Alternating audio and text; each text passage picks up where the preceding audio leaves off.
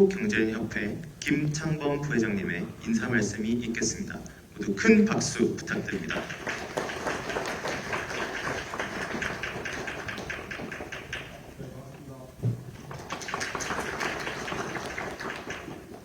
네, 안녕하십니까. 한국경제협회 김창범입니다. 아침 이른 시간에 이렇게 여의도까지 함께 발걸음 해주신 모든 분들께 감사드립니다.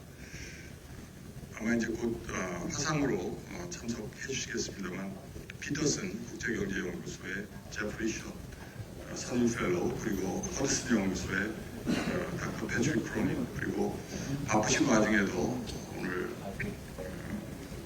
같이 해주신 존경하는 우리 유명희 교수님, 최석영 고문님, 그리고 이재민 교수님, 그리고 모든 참석자 여러분, 그리고 기자분들께 진심으로 감사드립니다.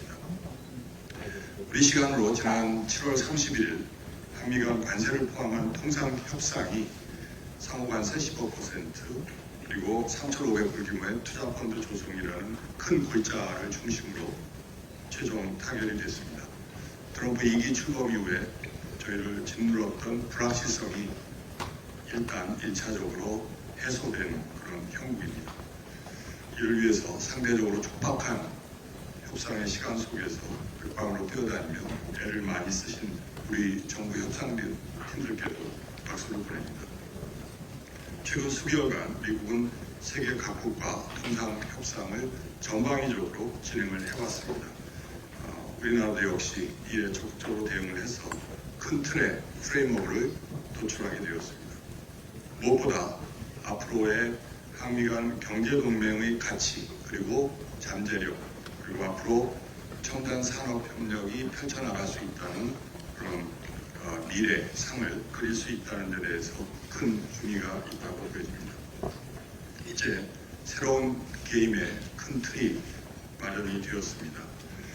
이번 협상은 아까 최석영 고문님께서 저희 잠깐 이야기 나누는 것에서 정답이 없는 협상이었다는 말씀을 하셨는데요.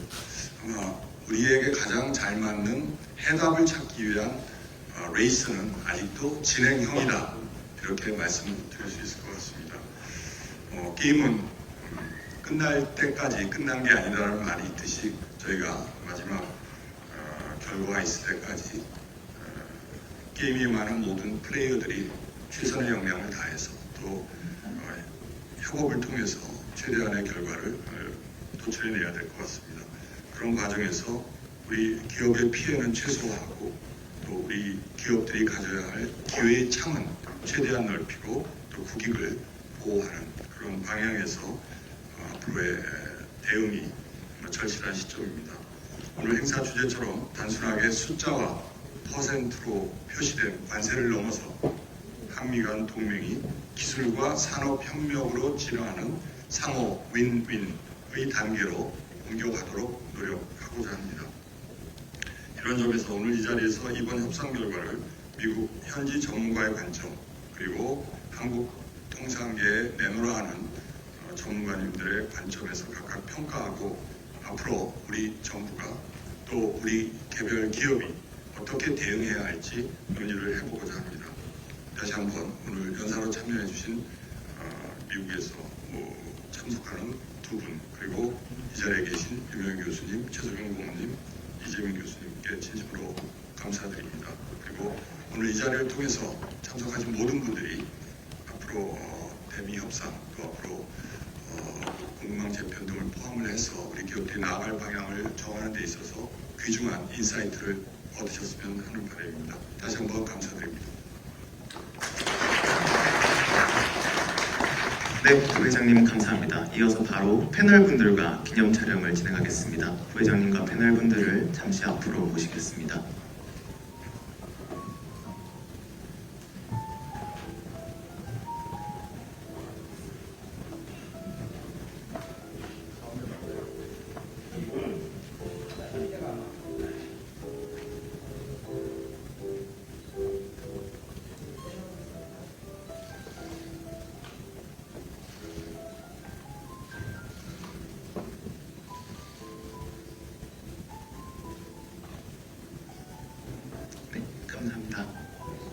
이제 자리로 돌아가 주시기 바랍니다.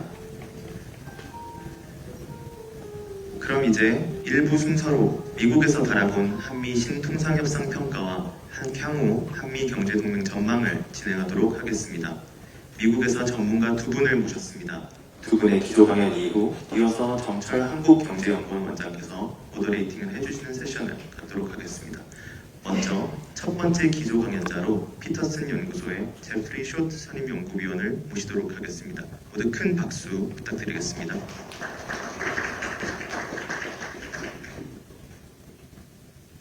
Thank you very much. 네, 감사합니다. It's a great pleasure to 오늘 be 여러분들과 with you 함께 this 아침부터 이렇게 morning. 회의에 참석하게 되어 영광입니다. 뿐만 아니라 제가 여러분들과 현장에 있었다면 더 큰 기쁨이었겠습니다만 다음을 고대하면서 저희 피터슨 연구소와 그리고 경제인협회가 10월에 같이 행사를 개최할 텐데 그때 좀 구면인분들 만나 뵙고 인사드리고자 합니다. 오늘 이 자리에서 많은 분들과 그리고 한국경제인협회 관계자분들과 많이 저희가 협력을 하면서 특별한 관계를 맺어왔습니다. 서로 공통으로 한미 협력 관계가 이미 탄탄하지만 좀 더 이걸 확장해보자 라고 얘기를 하고 있고 사실 아시다시피 여러 가지 도전 과제를 마주하고 있는데 오늘 그 얘기를 좀 나눠보고자 합니다. 먼저 첫 번째로 일단 최근 한미 통상 협상 평가 지난 몇 주 동안 이어졌었죠. 굉장히 대단한 성과라고 저는 생각을 했습니다. 그래서 집중도 높게 초점을 맞춰서 준비도 잘했던 협상이라고 생각을 했습니다. 한국 측에서 많은 고생을 하셨고 한국은 최선을 다해서 이번 협상이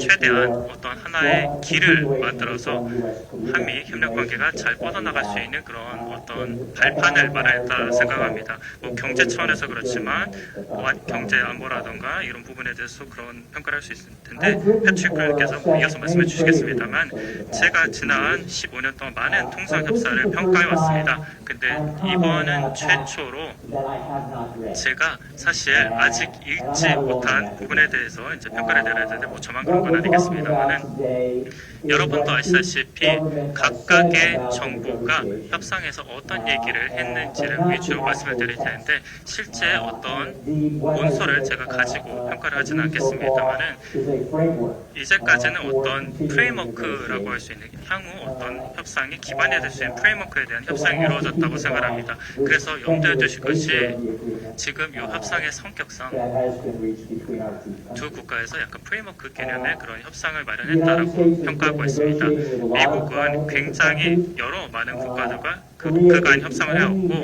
그 중에 미국의 FTA 교역국 중 한국에 유일하게 프레임워크 협상을 마무리 지었습니다. 그게 정말 중요하다고 생각을 하는 게 FTA로 시작을 하면서 이제 FTA에서 조금 벗어나 보이는 형태를 미국에 보여주고 있는데 특히 새로운 이 한국의 미국 시장 진출에 관련해서 어떤 기반이 마련됐다고 생각을 하는데 사실 이 전체적인 상을 보면 경제관계에서 교육은 딱 한 면에 불과하다라는 점은 저희가 유념해야 될 것 같습니다. 그래서 제 발표에서 여러분들께 말씀드리고 싶은 것은 그리고 추후에 저희가 좀 논의를 크로닌 분과 함께 이어갈 부분이 몇 가지 있는데 몇 가지 제가 집중해서 말씀드리고자 합니다. 이 프레임워크 최근 협상에 대해서 말씀을 드리고 싶은데요.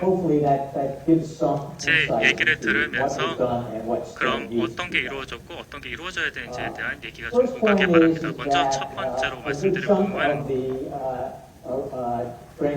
이번 프레임워크의 협상의 대부분이 자동차 부문에 큰 영향을 미칠 거라는 부분입니다. 자동차 부문은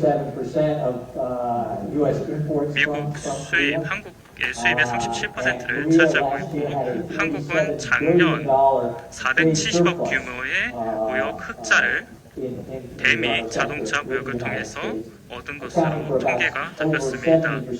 이것이 한국의 총 대미 무역 흑자의 70%가량을 차지합니다. 그걸 감안했을 때 한국 수출업자는 다른 국가에 대비해서 특히 뭐 일본이라던가 유럽이라던가 아니면 멕시코라던가 이제 경쟁을 해야 되는 상황인데 이번에 협상이 지난 몇 년 몇 개월 동안 여러 가지 이제 내용으로 나왔는데요. 이 자동차 부문 같은 경우에는 there is an additional tariff that has been imposed for national security 국가 안보를 위해서 관세가 이루어지고 있습니다. of U.S. 미국의 경제법중 232, 섹션 232를 근거로 해서 모든 수입품에 대해서 두 가지 예외를 제외하고는 다 관세가 부과되게 됩니다. 첫 번째 예외 조건은 멕시코 그리고 캐나다와 FTA에 해당하는 경우입니다. 그 경우에는 면제가 되지만 미국 외에서 제조돼서 멕시코나 캐나다를 통해서 수입된 물품에는 25%가 부과됩니다. 멕시코 같은 경우에는 이 경우 굉장히 좀 가격 경쟁력이 강화됐다. 일본이나 한국에 비해서 가격 경쟁력을 누릴 수 있다라는 그런 부분이 보이고요. 두 번째 예외상은 영국입니다. 영국 같은 경우는 기존부터 쿼타제를 추진하면서 1000개까지는 미국에 수입한다고 했을 때 10%의 관세를 매겠다라는 예외 조항을 받아냈습니다. 그 이후에는 뭐 25%의 적용받긴 합니다만은 그래서 굉장히 중요하긴 하지만 굉장히 좀 혼란을 많이 낳기도 했습니다. 왜냐하면 원래 이런 협상을 처음 시작했을 때 사람들이 예상했던 것이 자동차 관세를 매긴다고 했을 때 재화의 최대 관세인 50%와 동일하게 매겨질 것이다라고 생각을 했었는데 트럼프의 행정명령을 지난 몇 개월 동안 한번 살펴보시면 명확하게 알 수 있는 것이 국가 안보에 해당하는 자동차 관세 같은 경우에는 지금 이 상관세 반영되지 않는 것으로 보이고 25%가 대신 매겨지게 되었습니다. 그래서 약간 혼란이 있는 상황입니다. 그럼에도 불구하고 좀 희망이라고나 할까요? 그리고 제가 생각하기에 앞으로도 계속해서 협상을 하면서 어떤 차원에서 이런 결정이 내려지게 되고 백악관에서 새로운 행정명령을 통해서 자동차를 15%까지 내릴 것인가는 지켜봐야겠습니다만 아직까지는 현재 여전히 25%의 적용을 받고 있는 것 같습니다. 여기까지가 굉장히 중요한 이 협상의 단면이 되겠고요. 두 번째 말씀드리고 싶은 거는 And this is innovative and I think very constructive and the part of the deal that is really a 이번 협상 win-win 같은 for both Korea 경우에는 and the United States. 한국과 그리고 미국 The headline number is 양측이 that Korea will 제시했던 invest 것이 $350 한국은 billion 3,500억 달러를 투자를 해서 미국에 투자를 하겠다. 그래서 몇 년 동안 투자를 하겠다라고 협상을 이끌어냈습니다. 그 중에 40%는 조선에 투자를 하겠다라고 얘기를 했는데요.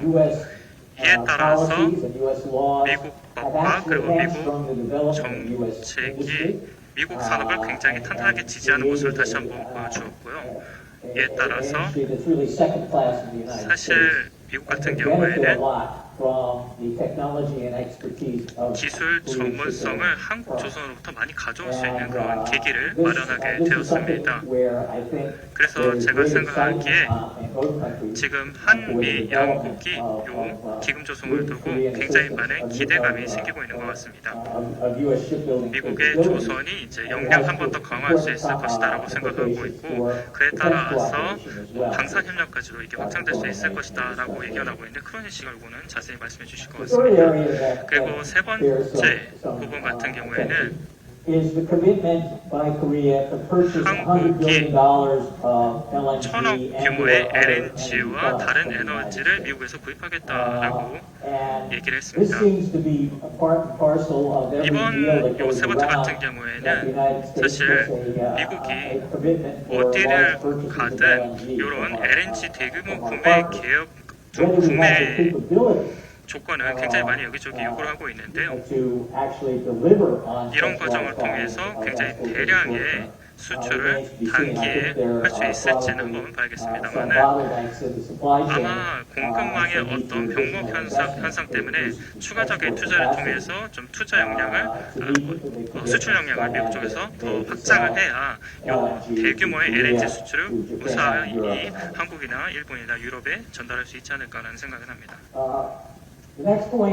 다음으로 제가 지적하고 싶은 부분은 다른 국가 안보 차원에서 보면은 한국에 좀 영향을 미칠 수 있는 부분들이 있는데요. 현재 반도체에 대한 그리고 제약에 대한 검토도 이루어지고 있습니다. 미국의 정부 측에서 이번 협상은 뭐 EU라든가 일본과 비교해봤을 때 나쁘지 않다라고 얘기를 하고 있고 최대 관세 이상으로 관세를 매겨질 일은 없을 것이다라고 했는데 이 내용 같은 경우에는 지금 현재 협상에 따라서 이 행정명령이 어떻게 이루어질지 이 국가별로 한번 나중에 좀 부분을 지켜봐야 될 것 같은데요. 한국은 그럼에도 불구하고 사실 철광이라던가 부분 같은 경우에는 굉장히 고관세 50%까지 이 관세를 유지하고 있는데 이 부분 같은 경우는 최근 협상에 들어가지는 않은 것으로 보입니다. 그래서 지금부터는 간단하게 제가 보기에 앞으로는 뭐가 중요할지에 대해서 조금 말씀드리도록 하겠습니다. 분명 미국과 한국의 자유무역 협정은 사실 미국의 어떤 추가적인 보호무역 조치를 촉발하지는 않은 것 같습니다만 그럼에도 불구하고 계속해서 한미 FTA에 대해서 검토를 하면서 많은 부문에서 교육의 성장을 가능하게 했던 그 초석에 대해서 좀 전면 검토할 필요가 있겠습니다만 지금 미국의 어떤 내부 정세를 감안해 봤을 때 한국이 앞으로도 계속해서 공급망을 강화할 필요는 있어 보입니다. 주변국들과 공급망을 강화하고 유럽이라던가 아니면은 이 대서양 전반에 걸쳐서 태평양 전반에 걸쳐서 파트너십을 강화하고 뭐 환태평양 조약이라던가 이런 것들도 굉장히 좋은 출발점이 되지 않을까라고 생각하고 있습니다.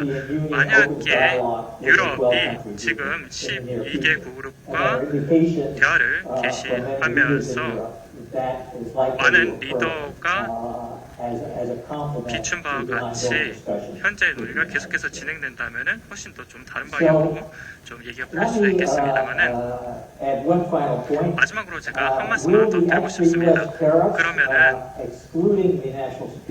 국가 안보에 대한 예외 조항이 앞으로도 관세 부분에서 계속 지속 적용될 것인가 그리고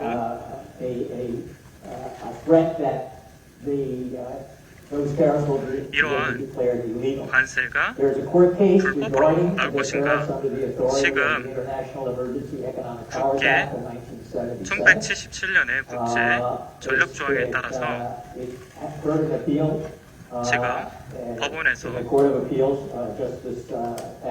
지난 몇 주 동안 심의가 이루어졌습니다만 제가 좀 주변에 있는 법적 전문가와 얘기해 봤을 때 그 판결문이 대통령이 자신의 권한 밖에 어떤 업무 권한에 관여했다라고 나올 것 같지는 않다라고 얘기를 하고 있습니다. 그래서 이 판결이 지금 어떻게 나오냐에 따라서 좀 형방이 달라질 수 있겠습니다만은 좀 실리적인 차원에서 본다고 했을 때 이 상호 관세가 여전히 있을 거다라고 기대하는 게 맞는 것 같고 올해 말이라던가 아니면은 내년까지도 이어지는 게 최소라고 생각을 합니다. 그렇기 때문에 여기에 대비할 필요는 충분히 있다라고 저는 판단을 개인적으로 하고 있습니다. 그래서 관련된 요인이라던가 이런 것들을 투자나 관세 결정에 좀 고려해야 될 필요가 있다고 생각하는데 미국과 한국 같은 경우에는 여전히 서로 중요한 파트너인 건 분명합니다.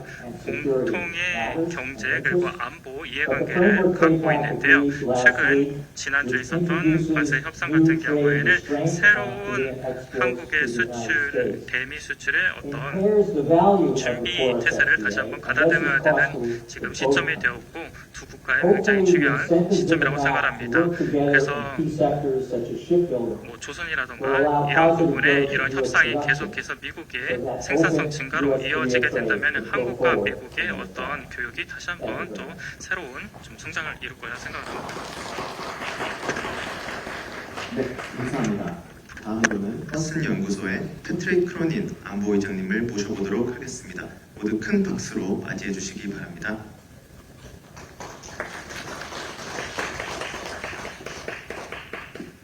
Well, thank you very much. You've just heard from Jeffrey Schock, who's one of the 제프리 top 셔튼이 trade 말씀을 experts at our 최고의 전문가 중 한 분이시죠. International Economic Institute. So I would 그렇게 certainly 유수의 listen to everything he had to say about trade. 기관에서 함께 오셨기 I've 때문에 come to the 저도 issue 잘 more as an 들었습니다. expert on the U.S.-Korean alliance. 그래서 with all 이제 저는 조금 recognition that economics 양국의 are 동맹에 increasingly part 관해서 of our alliance. 말씀을 드리고 그리고 여기에 대해서 이게 어떤 의미가 있는지 말씀을 드리겠습니다. 먼저 감사의 말씀을 드리겠습니다.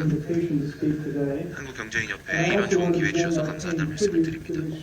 그리고 먼저 회원사들의 탁월한 성과에 경의를 표하고자 합니다. 한국 산업에 대해서 좀 생각을 해보면은요. 단순하게 글로벌 가치사슬을 따라 올라간 거를 넘어서 새롭게 정의해왔습니다. 조선 반도체 세계를 선도했고요. 에너지 저장 분야에서 혁신을 개척했습니다. Technology giants are now synonymous with the Korean brand. 네, 그래서 한국 브랜드들을 보면은요, 기술 대기업들을 보면은 이제 굉장히 대담하고 혁신적이고 전 세계적으로 존경받고 있습니다. 그리고 이제 전 세계의 R&D 생태계라든지 인프라라든지 전 세계에서 가장 고학력이고 기술적으로 숙련된 노동력에 기반한다는 걸 알고 있습니다. 자, 그런데 한 가지 우려를 표하겠습니다. 미국 산업 생산의 주요 부분에 대한 저투자와 침식 현상이 있습니다. 제가 허슨 연구소에서 워싱턴에서 근무하는 동시에요. 제가 피츠버그의 카네기 멜론대에서 강의를 하고 있습니다. 그래서 제가 아주 다양한 강점과 취약점을 직접 목격할 수 있었습니다. 미국 첨단 기술이나 산업 기반의 놀라운 것들을 볼 수가 있었는데요. 우리 대학들은 여전히 세계적인 수준입니다. 예를 들면 카네기 멜론은요, AI 개척에 기여했을 뿐만 아니라 현재도 최첨단 기술자들 배출하고 있습니다. 로봇 전문가라든지 사이버 보안 전문가라든지 첨단 기술자들의 이런 배출처가 되고 있습니다. 이런 피츠버그 같은 경우에는요, 세계적인 제강의 중심지였죠. 그런데 이제는 교육이나 의학 그리고 로봇 중심의 탈산업 경제로 바뀌고 있습니다. 그래서 피츠버그는 교육 에즈, 의료 에즈, 로봇 보츠 중심이라고 우리가 말하고 있습니다. 이런 성과에도 불구하고요, 미국의 기본 소재 생산 능력은 쇠퇴했습니다. 인프라라든지 조선의 필수적인 철강 같은 것들이 쇠퇴를 했죠. 그렇기 때문에 이제 일본 제철 니폰 스틸과 US 스틸의 합병이 굉장히 정당할 뿐만 아니고 촉매적인 역할을 했다고 생각합니다. 그래서 미국이 철강 생산에서 세계 선두가 될 필요는 없죠. 그런데 산업 자립도를 유지를 해야 될 겁니다. 이 자립도에 대해서 생각해 보면은요, 신뢰할 수 있는 동맹국가 파트너들과의 깊은 통합을 위해서 강화될 수 있고 강화되어야 됩니다. 일본도 그렇고요, 한국도 그렇습니다. 그렇기 때문에 제가 이 말씀을 좀 드리고자 합니다. 자, 트럼프 행정부 같은 경우에는 여러 가지 관세 의존을 해왔습니다.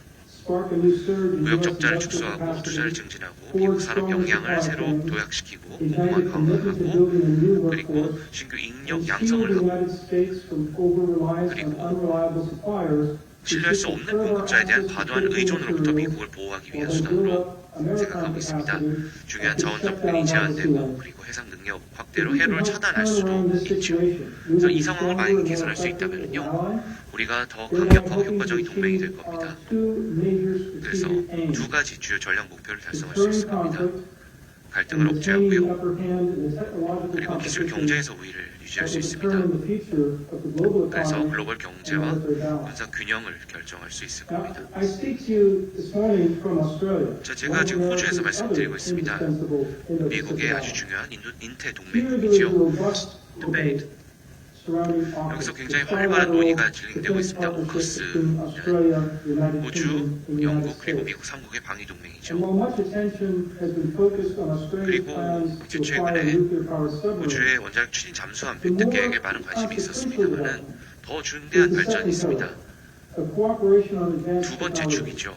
첨단 기술 협력의 두 번째 축입니다.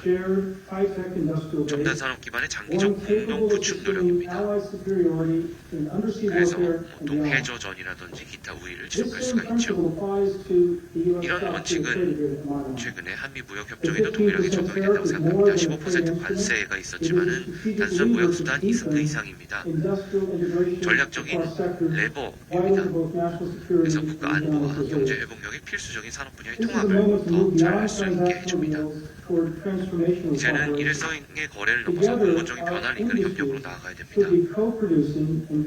그래서 우리 산업은요, 공동 생산과 개발이 필요합니다. 평화를 유지하고 그리고 공격을 억제하고 그리고 우리 사회를 기술적 충격으로부터 보호하기 위한 주요 시스템과 이런 신기술을 공동으로 진행해야 합니다. 그래서 확대 가능한 5가지 핵심 분야가 있습니다. 첫 번째는요, 한미 동맹입니다. 전통적인 안보 보장을 넘어서서 완전히 통합된 방위산업 파트너십으로 바뀌어야 됩니다. 진정한 공동 개발과 공동 생산이 필요합니다. 방공이라든지 미사일 방어라든지 자율 시스템, 무인 플랫폼이 있을 수 있고 정밀, 무기, 유독 무기 등등이 있습니다. 이는 단순한 선택사항이 아닙니다. 미래 전투 승리를 위해서 필수적입니다. 그래서 이런 변화를 가속하기 위해서 미국 국방부가 패스트트랙 권한을 추진을 해야 됩니다. 그래서 규제 장벽을 완화하고 산업 자원을 동원해야 됩니다. 특히 최근 무역협정에서 신규 투자가 약속됐습니다. 이 중에 일부는 반드시 전략 분야에 집중해야 됩니다. 이와 마찬가지로 중요한 것이 안전한 사이버 인프라와 인공지능 기반 전장 지원 네트워크를 포함한 지휘 통제 시스템입니다. 이러한 것들이 현재 전쟁의 연결 조직입니다. 그리고 우리가 신뢰할 수 있고 원력 있는 기반 위에 구축되어야 됩니다. 상호 운용이 필요합니다. 원력이 필요한 사이버 기반이 필요합니다. 그리고요, 동맹국을 생각하면 한국이 이 스택 구축에 최적화됐다고 생각합니다. 자, 두 번째는 첫째와 밀접히 연결된 조선과 해양 인프라의 재건입니다. 자, 미국이 해양 강국입니다. 하지만 우리의 인프라라든지 해양 인력 같은 경우에 축소되고 방치되어 왔습니다. 중국은 역사적으로 대륙국입니다. 그래서 해양 패권을 장악하고 있습니다. 필라델피아의 한화조선소 같은 경우에는요, 단순한 사업 이상입니다. 미국의 이런 해군 조선사 리더십 재건의 시작입니다. 한국의 세계적인 조선 기술을 우리가 활용할 수 있습니다. 그리고 우리가 해양 산업 역량을 함께 복원하고 확대할 수 있습니다. 그리고 이게 냉전 이후로 계속해서 쇠퇴해왔죠. 조선소에 투자를 하고 인력 양성을 지원하고 MRO 역량을 강화할 수 있습니다. 그렇게 하면 견고한 해양 기반을 재건할 수 있습니다. 한국은 단순한 협력자가 아니고요, 핵심 기둥입니다. 우리가 함께 할 수 있습니다. 함께 새로운 해양 동맹의 용구를 만들 수 있습니다. 그래서 미국 조선업을 다시 한번 위대하게 만들 수 있습니다. 세 번째는 반도체 공급망 회복력입니다. 미국이 TSMC와 협력하고 국내 칩 생산을 강화한 것과 마찬가지로요, 한국과도 기술기업과 협력함으로써 동맹 동제의 안전한 반도체 생태계를 구축할 수 있습니다. 이러한 생태계 같은 경우에는 전 가치사슬 아우를 수 있습니다. 광물이라든지 핵심 광물 조달하고 절개 제조 패키징 검사까지 아우러야 됩니다. 반도체는 현재 경제와 군대의 중심입니다. 그래서 안전하고 연속적인 반도체 공급을 보장해야 됩니다. 경제 우선순위를 넘어서 국가 안보의 필수입니다. 한미 양국이 협력할 수 있습니다. 산업 아키텍처를 구축함으로써 여러 강함이라든지 혼란이라든지 전략적 충격으로부터 보호할 수 있습니다. 네 번째는 에너지 안보입니다. 1,000억 달러의 에너지 협력 기금이 논의됐습니다. 그래서 공동 개발을 통해서 한국의 에너지 다변화에 활용될 수 있습니다. 미국의 LNG 장기 계약이 있고 소형 모듈 원자로 SMR 공동 개발이 있습니다. 이 원자로들은요, 에너지 집약형 AI 데이터 센터의 전력을 공급할 수 있고 탄소 배출을 줄일 수 있습니다. 한국의 글로벌 리더십도 핵심입니다. 배터리라든지 전기차라든지 첨단 에너지 저장 시스템 같은 경우도 리더십이 있습니다. 그리고 다시 말씀드리지만 저탄소 에너지 미래의 기반이고 공유된 디지털 회복력에 필수 불가결합니다. 마지막으로 5번째로 우리가 이 모든 내용을 체계적이고 제도화된 전략적인 경제 정렬을 통해서 강화되어야 됩니다.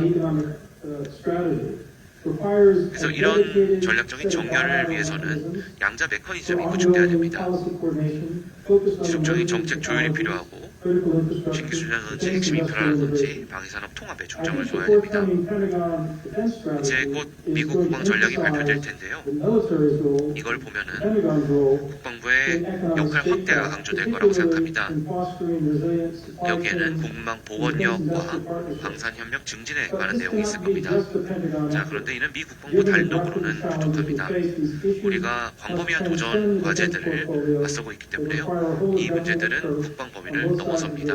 그래서 전 정부 부문에서 양국이 협력해야 됩니다. 산업계와 협력하고 전략 투자 실행을 협력해야 됩니다.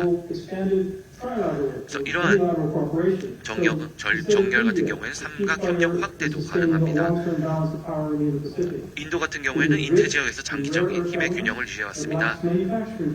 희귀 광물은 풍부하지만 제조 역량이 부족합니다. 그렇기 때문에 굉장히 큰 기회가 있습니다. 한미, 인도가 함께 희귀 광물 첨단 제조를 공동 개발할 수 있습니다. 그렇게 되면은 새 3국의 경제가 차세대 기술의 공급망 강화로 이어질 수 있습니다. 또한 영내 인프라, 지역 인프라 협력도 모색해야 됩니다. 예를 들면요, 한미 협력 같은 경우에 필리핀 수빅만 협력을 생각할 수 있습니다. 해상 물류라든지 정비라든지 수리 운영에 결정적인 지원을 제공할 수 있습니다. 여기에는 영내 억지력 강화뿐만이 아니고 전략적인 중요 지역에서 동맹 경제 통합 심화도 포함될 수 있습니다. 이렇게 우리가 점점 더 협력을 하면서 미국과 한국이 이런 최근의 여러 결과에 따라서 회복력을 점점 만들어 나갈 수 있을 겁니다. 여기까지 말씀드리고요. 질문 있으시면 기꺼이 답변드리겠습니다. 감사합니다. 감사합니다.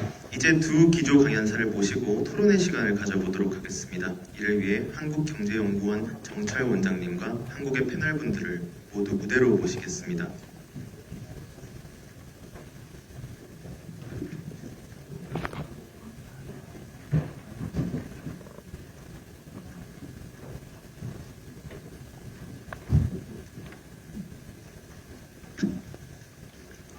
네. 지금부터는 한국경제연구원 정철 원장님께서 주재해 주시겠습니다. 원장님 부탁드리겠습니다. 네, 감사합니다. 한국경제연구원 정철입니다. 일단 그 질의응답에 앞서서 오늘 오신 패널분들 워낙 유명하신 분들이라 굳이 소개는 따로 필요 없을 것 같지만 그 유명희 서울대학교 교수님 전 통상교섭 본부장이십니다. 이어서 법무법인 광장의 최석영 고문님이시고 주 제네바 한국 대표 대사를 하셨습니다. 그리고 서울대 법학전문대학원 원장이신 이재민 교수님 전직 우리 무역위원회 위원장을 하셨습니다. 네, 반갑습니다. 먼저 오늘 이렇게 발표를 해주신 두 분께 잠깐 얘기를 하겠습니다. Hello, Jeff and Patrick. Thank you so much for 제프 패트릭님이 발표 너무 잘 들었습니다. 굉장히 감사합니다. 제가 몇 가지 질문을 그럼 드리고자 합니다. 먼저 첫 번째, 제프리님, 한국과 미국의 자유무역협정이 2011년 굉장히 오래전에 이루어졌었죠. 그게 굉장히 중요하다라고 하셨는데요. 그러면 사실 두 국가 입장에서 지금 현재 FTA의 경제적인 어떤 혜택은 무엇일 것이라고 보고 그럼 향후에 혹시 추가적인 양호에 대한 요구가 있을지 궁금합니다. 그리고 크로니님 그리고 박사님께서는 한미 동맹의 다음 단계에 대해서 말씀을 해주셨습니다. 그리고 여기에 대해서도 발표를 하신 적이 있고 올해 출판을 하신 적이 있죠. 그래서 이 협상 결과에 대해서 좀 첨언해 주셨으면 좋겠습니다. 그래서 자, 잠재적인 어려움이 뭐가 있을까요? 이렇게 정렬함에 있어서 어떤 어려움이 있을까요? 이거는 제프리 쇼트 박사님께도 드리는 질문입니다. 패트릭 씨께서 아까 발표에서 경제 통합을 강화해야 된다라고 언급을 해주셨는데요. 한국이 어쩌다 보니까 올해 에이펙 개최국이 되었습니다. 이러한 점에서 본다고 했을 때 개인적으로 보시기에 제프리 교수님께서는 어떻게 경제적인 통합이 아태 지역에서 이루어져야 되는지 궁금합니다. 제프리 박사님, 네, 질문 감사드립니다. 사실 2001년에 제가 한국과 미국의 FTA의 어떤 그런 경제적 효과에 대해서 2001년 제가 책을 하나 썼었죠. 근데 제가 조금 그 혜택을 어떤 평가절하한 면도 있다고 생각합니다. 왜냐하면 교육 확대가 굉장히 크게 이루어졌고 투자도 급증했기 때문입니다. 그래서 제가 생각보다 효과가 더 컸었는데요. 앞으로도 계속해서 이런 방향성을 가지고 두 국가가 주요 부문에서 협력해야 된다고 생각합니다. 예를 들어서 크로닌 선생님께서 말씀하셨습니다만은 그런 산업, 에너지라던가 반도체라던가 아니면 조선도 물론 마찬가지겠죠. 하지만 그와 동시에 지금 한미가 맺은 통상협상에서 언급했던 어떤 상호 의존성, 왜냐하면 사실 두 국가의 재계가 서로 긴밀히 연결되어 있기 때문에 의존성을 계속해서 감안해야 됩니다. 그래서 단기적으로는 국가 안보의 긴급성을 미국 정부가 언급을 하면서 지금 관세를 좀 낮추는 경우도 있고 또 이전 관세로 회귀할 가능성도 보여주고 있는데요. 이런 부분을 잘 활용을 해서 더 긴밀히 협력을 해야 되지 않나 싶습니다. 쉽지는 않겠습니다만 그럼에도 불구하고 어쨌든 단기적인 타격을 최대한 줄이는 쪽에 집중하면서 협상을 이어가면서 조금 더 크게 성장할 수 있는 주요 부분은 조선이라든가 이런 부분에 어떤 성장 바탕을 마련하는 게 중요하다고 생각하고 에너지도 예외가 아니라고 생각합니다. 협상을 하면서 서로 간에 치러야 되는 비용을 줄일 수 있다고 생각합니다. 왜냐하면 서로 의존성이 크니까요. 그리고 에이펙도 사실 이러한 차원에서 조금 더 시야를 넓힌다면은 국제 차원은 굉장히 중요한 그런 협의체이긴 합니다만은 지금 한국 입장에서 어떤 기회가 있고 도전 과제가 있을까라고 고민해 본다면은 조금 더 CPTPP 국가들과 긴밀히 협력할 필요가 있지 않나 싶습니다. 왜냐하면 이런 협상을 보면은 각종 협력을 통해서 조금 더 회원사가 더 늘어날 가능성도 보이고 있는데요. 어쨌든 그런 파트너 국가들과 협력을 하는 것이 그 어느 때보다 중요한 시기인 것 같고요. 그에 따라서 한국에 굉장히 큰 경제적인 혜택이 있을 거라고 봅니다. 그게 제 개인적인 의견입니다. Thank you, Dr. 네, 감사합니다. 패트릭 크로닌 박사님도 말씀해 Well, thank you 주셨습니다. very much. 네, If 감사합니다. we're just going to focus on 자, roadblocks to keep 먼저 in mind that there is no shortage 이런 of them. 어떤 어려움이 unfortunately. 있을까라고 하면은요. I'm an optimist and I'm 저는 좀 looking at 긍정적으로 how to put together 봅니다. constructive 그래서 어떻게 deal-making despite the 이런 upheaval, despite the 긍정적인 disruptions. 협상을 할 수 있을 것인가에 집중해야 된다고 생각합니다. 그런데 어려움에 대해서 물어보셨기 때문에 답변을 드리겠습니다. 팩트가 먼저 있습니다. 미국이요. 일단 안보 그리고 이런 경제 전략이 어떨지 생각해 봐야 됩니다. 아직은 확실하지 않죠. 그래서요. 오늘날을 보면은요. 관세를 보면은 인도가 중국보다 관세가 높지 않습니까? 인도는 저희 파트너고 중국 같은 경우에 저희 라이벌이었지 않습니까? 자, 그러면은 우리가 이런 안보와 경제 정책이 어떻게 합칠 수 있을까 생각해야 됩니다. 그래서 한국 같은 경우에 프레임워크 딜을 체결하려고 노력을 했고 데드라인을 넘기지 않았죠. 성공적으로 했습니다. 그래서 이제 백악관이 좀 패키지 딜을 원하도록 이렇게 노력을 한 것 같습니다만은 실제로 미국 대통령 트럼프 대통령 같은 경우에는요. 약간 이거를 좀 다르게 생각한다라고 볼 수도 있을 것 같습니다만 아직까지도 우리가 협상하는 중이죠. 조금 두고 봐야 될 것 같습니다. 그래서 국내 정치 같은 경우에는요, 이것도 어려움이 있다고 생각합니다. 그리고 미국이 이제 TPP에 지금 들어가지 못했죠. 그리고 이 양당 같은 경우에도 어떻게 진행되고 있는가를 보면은요, 이제는 아메리카 퍼스트가 이제 전처럼 이렇게 긍정적으로 보지는 않는 것 같습니다. 그래서 더 단기적인 전략에 우리가 집중하는 것 같습니다. 아덴 포슨 같은 경우에 최근에 좋은 글이 있었죠. 중국이 소위 말해서 에스컬레이션 도미넌스가 있다라고 말씀을 해주셨는데 맞습니다. 중국이 계속해서 정치적인 준비를 해왔습니다. 어떻게 이렇게 자급자족 할 수 있을 것인가, 그리고 어떻게 적절한 미국의 페인 포인트에 압력을 가할 수 있을 것인가 잘 준비를 해왔죠. 히토류라든지 그리고 뭐 코발트라든지 이런 히토류에 대해서 잘 준비를 해왔다고 생각합니다. 그리고 관세를 보면은요, 왜 중국과 미국이 이렇게 대치 상태에 있음에도 불구하고 10월에 이렇게 협상을 위해서 만나려고 하는가, 이런 걸 고려해 볼 수 있을 것 같습니다. 미국 같은 경우에는 더 총체적인 장기 계획을 세우고 있었습니다. 그리고 안보도 그렇죠. 그런데 우리가 이걸 혼자 할 수는 없습니다. 우리의 한국과 같은 동맹국, 그리고 일본, 호주, 그리고 유럽 동맹국들과 함께 해야 됩니다. 우리가 함께 해야 이걸 감당할 수 있죠. 그리고 제프리 쇼트 박사님도 말씀해 주셨지만요, 이런 비용에 대해서 말씀해 주셨습니다. 그리고 이런 규칙 기반 질서의 비용에 대해서 말씀해 주셨습니다. 비용이 큽니다. 맞습니다. 이제 우리가 해야 되는 질문은요, 두 가지입니다. 첫 번째는요, 우리가 최소한 지금까지 해왔던 이런 와해적인 이런 것들을 통해서 새로운 기회를 만들 수 있을 것인가, 그리고 한국과 같은 동맹국들과 경제 통합을 할 수 있을 것인가. 두 번째는요, 어떻게 하면 이런 데미지를 최소화할 수 있을 것인가, 그리고 앞으로 어떻게 이걸 재건할 수 있을 것인가입니다.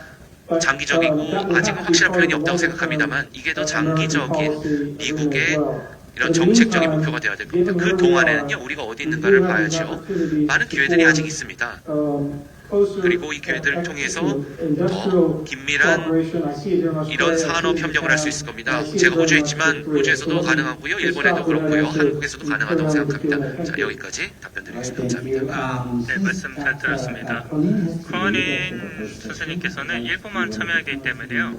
그러면 패널분들께서 혹시 크로닌께 질문 드릴 기회를 드리도록 하겠습니다. 그래서 질문을 생각하시는 동안 제가 또 말씀을 드리겠는데요. 지금 크로닌 씨가 얘기한 걸 들어봤을 때 지금 레드 메모리 차이나 애프터 마오라는 책이 뒤쪽에 좀 비쳐 보이는데요. 그래서 제가 개인적으로 지금 미래의 어떤 재구조화, 글로벌 공급망의 재구조화라는 면에서 본다고 했을 때 지금 뭐 경제안보 문제도 엮여 있는데 개인적으로 보기에 한국에 어떠한 재원을 주실 수 있겠어요? 왜냐면 사실 우리가 지금 우려도 많이 하고 있는데 거기에 더해서 어떻게 해야 우리 한국 기업들 그리고 산업들이 지금 이런 경제안보 문제를 어떻게 잘 헤쳐나갈 수 있을까 고민이 좀 많습니다. 왜냐하면 지금 전략적인 미국과 중국의 경쟁이 이어지고 있기 때문이죠. 물론 미중이 한국의 최대 시장인 거는 부정할 수 없습니다. 그래서 개인적으로 좀 그 부분에서 말씀을 여쭙고 싶습니다. 그리고 그 다음에 제가 청중분들과 함께 패널분들과 함께 논의를 이어가도록 하겠습니다. 네, 최 대사님. Chef, okay. Yeah, maybe. So you can ask it. Okay, it's a question to 네, 패트릭 크로닌 박사님께 질문입니다. 사실 제가 질문이 좀 많은데요. 시간이 많지 않기 때문에 몇 개만 드리겠습니다. 그래서 조선에 대한 그리고 해양에 대한 질문을 드리고 싶습니다. 그리고 이제 한미 간의 협력에 대해서 좋다라고 말씀해 주셨습니다. 좋은 딜이다 말씀해 주셨습니다. 그리고 양국의 윈윈이다라고 말씀해 주셨습니다. 그런데요, 사실 여러 보호 적극적인 법령이 아직 미국에 있습니다. 그렇게 되면은 양국 간의 협력을 저해할 수 있습니다. 존스법도 그렇죠. 그래서 이제 선박이 미국 국적을 가진 사람이 이렇게 만들고 소유해야 된다, 이런 법이죠. 그렇기 때문에 이런 조선협력이 미래에 좀 더 중요해질 텐데요. 제 질문입니다. 미국 정부라든지 아니면은 미국의 입법부에서 이런 법령에 좀 변화를 할 수 있을까요? 그래서 더 양국 간의 조선협력을 좀 더 좋게 할 수 있을까요? 네, 이 교수님. 네, 크로니 박사님 감사합니다. 저도 하나 질문이 있습니다. 5가지 포인트를 말씀해 주셨는데요. 그리고 그 중에서 여러 가지 구조화에 대해서 말씀해 주셨습니다. institutionalization, 제도화, 체계화라는 게 어떤 의미가 있을까요? 양국이 어떻게 하면 더 협력을 더 성공적으로 할 수 있을까요? 네, 박사님 말씀해 주시겠습니까? Thank you very much. 네, 좋은 질문 감사합니다. 저는 전략가입니다. 그래서 저는 행정적인 얘기는 좀 하고 싶진 않은데요. 제가 전에 행정가였던 적이 있기 때문에 먼저 이런 체계화, 제도화가 어떤 것인가 말씀을 드리겠습니다. 자, 이거는 여러 기관들이 이런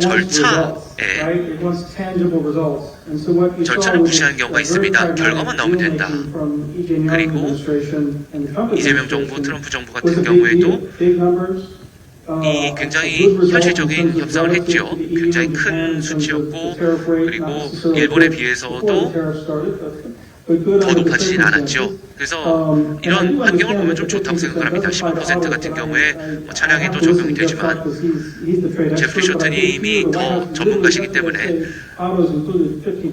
좀 들어봐야겠지만요. 어제 백악관에서 자동차도 15%다라고 얘기를 하셨죠. 그렇기 때문에 일단은 거기에 좀 집중을 해야 될 것 같습니다. 그런데 우리 이제 USTR 같은 경우에 일성이 미팅이 있었고, 그리고 여러 가지 딜이 있었는데요. 백악관이, 미국 정부가 이런 경제적인 분야에서 계속해서 리딩 롤을 맡고 있지요. 그런데 사실 절차적으로 보면은 우리가 따라할 절차가 있을 겁니다. 그렇기 때문에 이렇게 체계화되고 제도화가 돼야 우리가 여러 가지 위기를 더 억제하고 이런 데 도움이 될 거라고 생각합니다. 안보 업계 같은 경우에는요, 앞으로 더 협력할 분야가 많을 겁니다. 그리고 뭐 한미 국방부가 다 그렇지만은요. 그런데 여러 가지 또 대화가 있을 텐데요. 그럼에도 불구하고 백악관에 그리고 한미 정부와의 대화가 더 우선될 거라고 생각합니다. 그래서 적절한 정부 부처들이 뭐 정기적으로 만난다던가 이런 것들이 있겠죠. 이미 제도화된 것들이 많습니다. 2+2라든지 3+3 미팅들이 있죠. 그런데 이거는 바이든 정부에서 만들어진 거고요. 아직까지는 모르겠습니다. 이게 지속될지, 그리고 어떻게 될지 모릅니다. 트럼프 정부에서 어떻게 될지는 아직 우리가 봐야 되죠. 그렇기 때문에 이런 것들이 필요합니다. 우리가 어떤 결정을 내리던 간에요, 올바른 아니면 정확한 부처가 함께하고 정확한 사람들이 함께하고 그리고 모든 디테일에 대해서 얘기를 해야 됩니다. 필요한 모든 디테일에 대해서 얘기를 해야 됩니다. 그게 먼저 돼야 우리가 의미 있고 지속 가능하고 긍정적인 결과를 도출할 수 있을 겁니다. 존스법 같은 경우는요, 사실 가장 문제가 되는 분야죠. 이제 미국 법령의 역사에서 그랬었습니다. 그런데 트럼프 정부를 보면은요, 그리고 이제 1,500억 달러 조선 투자를 보면은요, 가능성이 있다고 생각합니다. 우리가 존스법을 다 다시 쓸 수는 없겠지만은 조금 더 좋게 만들 수 있는 그런 방법이 있다고 생각합니다. 그래서 한미 양국이 서로의 역량을 더 잘 발휘할 수 있는 그런 방법이 있을 거라고 생각합니다. 근데 저는 전략가적으로 말씀을 드리는 겁니다. 제가 이런 디테일을 말씀드릴 수는 없고요. 쉽지 않을 겁니다. 그런데 필요하기 때문에, 필수적이기 때문에 우리가 이 비전을 공유하고 있기 때문에 할 수 있다고 생각합니다. 아직은 거기 도달하지 못했지만요, 우리가 윈윈 비전이 있기 때문에 이건 우리의 맨데이트이기도 합니다. 이렇게 할 수 있다고 생각합니다. 미국 정부도 이렇게 하고자 하기 때문에요. 그리고 이제 여러 가지 우리가 조선 관련해서 얼마간의 예산을 투자할 것인가 이런 논의를 하고 있기 때문에 그렇다고 생각합니다. 더 많은 사람들이 다 이해를 하고 있습니다. 미국도 그렇고요. 미국의 조선 영향이 더 높아져야 한다는 거 우리가 잘 이해하고 있습니다. 그런데 그렇기 위해서는 한국과 같은 국가들과 진정으로 협력을 해야 된다. 동맹들과 협력을 해야 된다는 걸 이해하고 있습니다. 자, 그리고 마지막으로 첫 질문을 중국에 대해서 말씀해 주셨는데요. 우리의 큰 전략적인 도전 과제입니다. 그래서 사람들이 알고 싶어 하죠. 미국의 전략적인 우선순위가 무엇인가 알고 싶어 합니다. 제가 생각하기에는 두 가지가 있다고 생각합니다. 존 블랙스턴 호주 교수님이 말씀하셨죠. 홀리 크라이시스 월드라고 말씀하셨습니다. 그래서 실제로 미국 같은 경우에도 이 지정학적인 도전 과제가 두 가지가 있습니다. 중국이 이제 떠오르고 있기 때문에 그렇죠. 첫 번째는 중국과 전쟁을 하면 안 되죠. 그런데 중국의 이런 위기를 억제해야 됩니다. 미래 기술을 우리가 이끌어갈 수도 있겠지만요.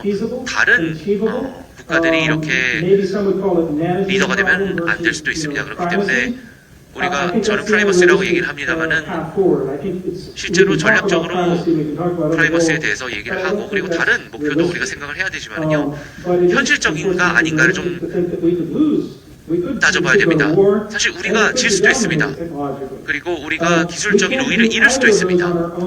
이 두 가지를 다 생각해 봐야 됩니다. 어떻게 억제할 수 있을 것인가, 어떻게 우리의 기술적 영향을 강화할 수 있을 것인가, 우리가 신뢰할 수 있는 동맹국들과 협력을 하는 것이 중요합니다. 당연하다고 생각하면 안 됩니다. 한국과 협력이 당연하다고 생각하면 안 됩니다. 한국, 호주, 일본 다 알고 있지만요. 중국과 아주 깊은 경제적인 관계를 갖고 있습니다. 완전히 디커플링을 할 수는 없죠. 이 모든 요소들을 따져봐야 됩니다. 그리고 아까 말씀드렸지만요. 코로나 때 우리가 봤고 그리고 히토리 때 우리가 알게 됐지만요. 이런 우리의 취약성을 점점 줄여야 됩니다. 우리가 호주에서 오늘 또 얘기를 했었는데요. 일본에 관한 얘기였습니다. 자, 일본에서 중국과 이런 해경이 계속해서 문제가 생기고 있는데요.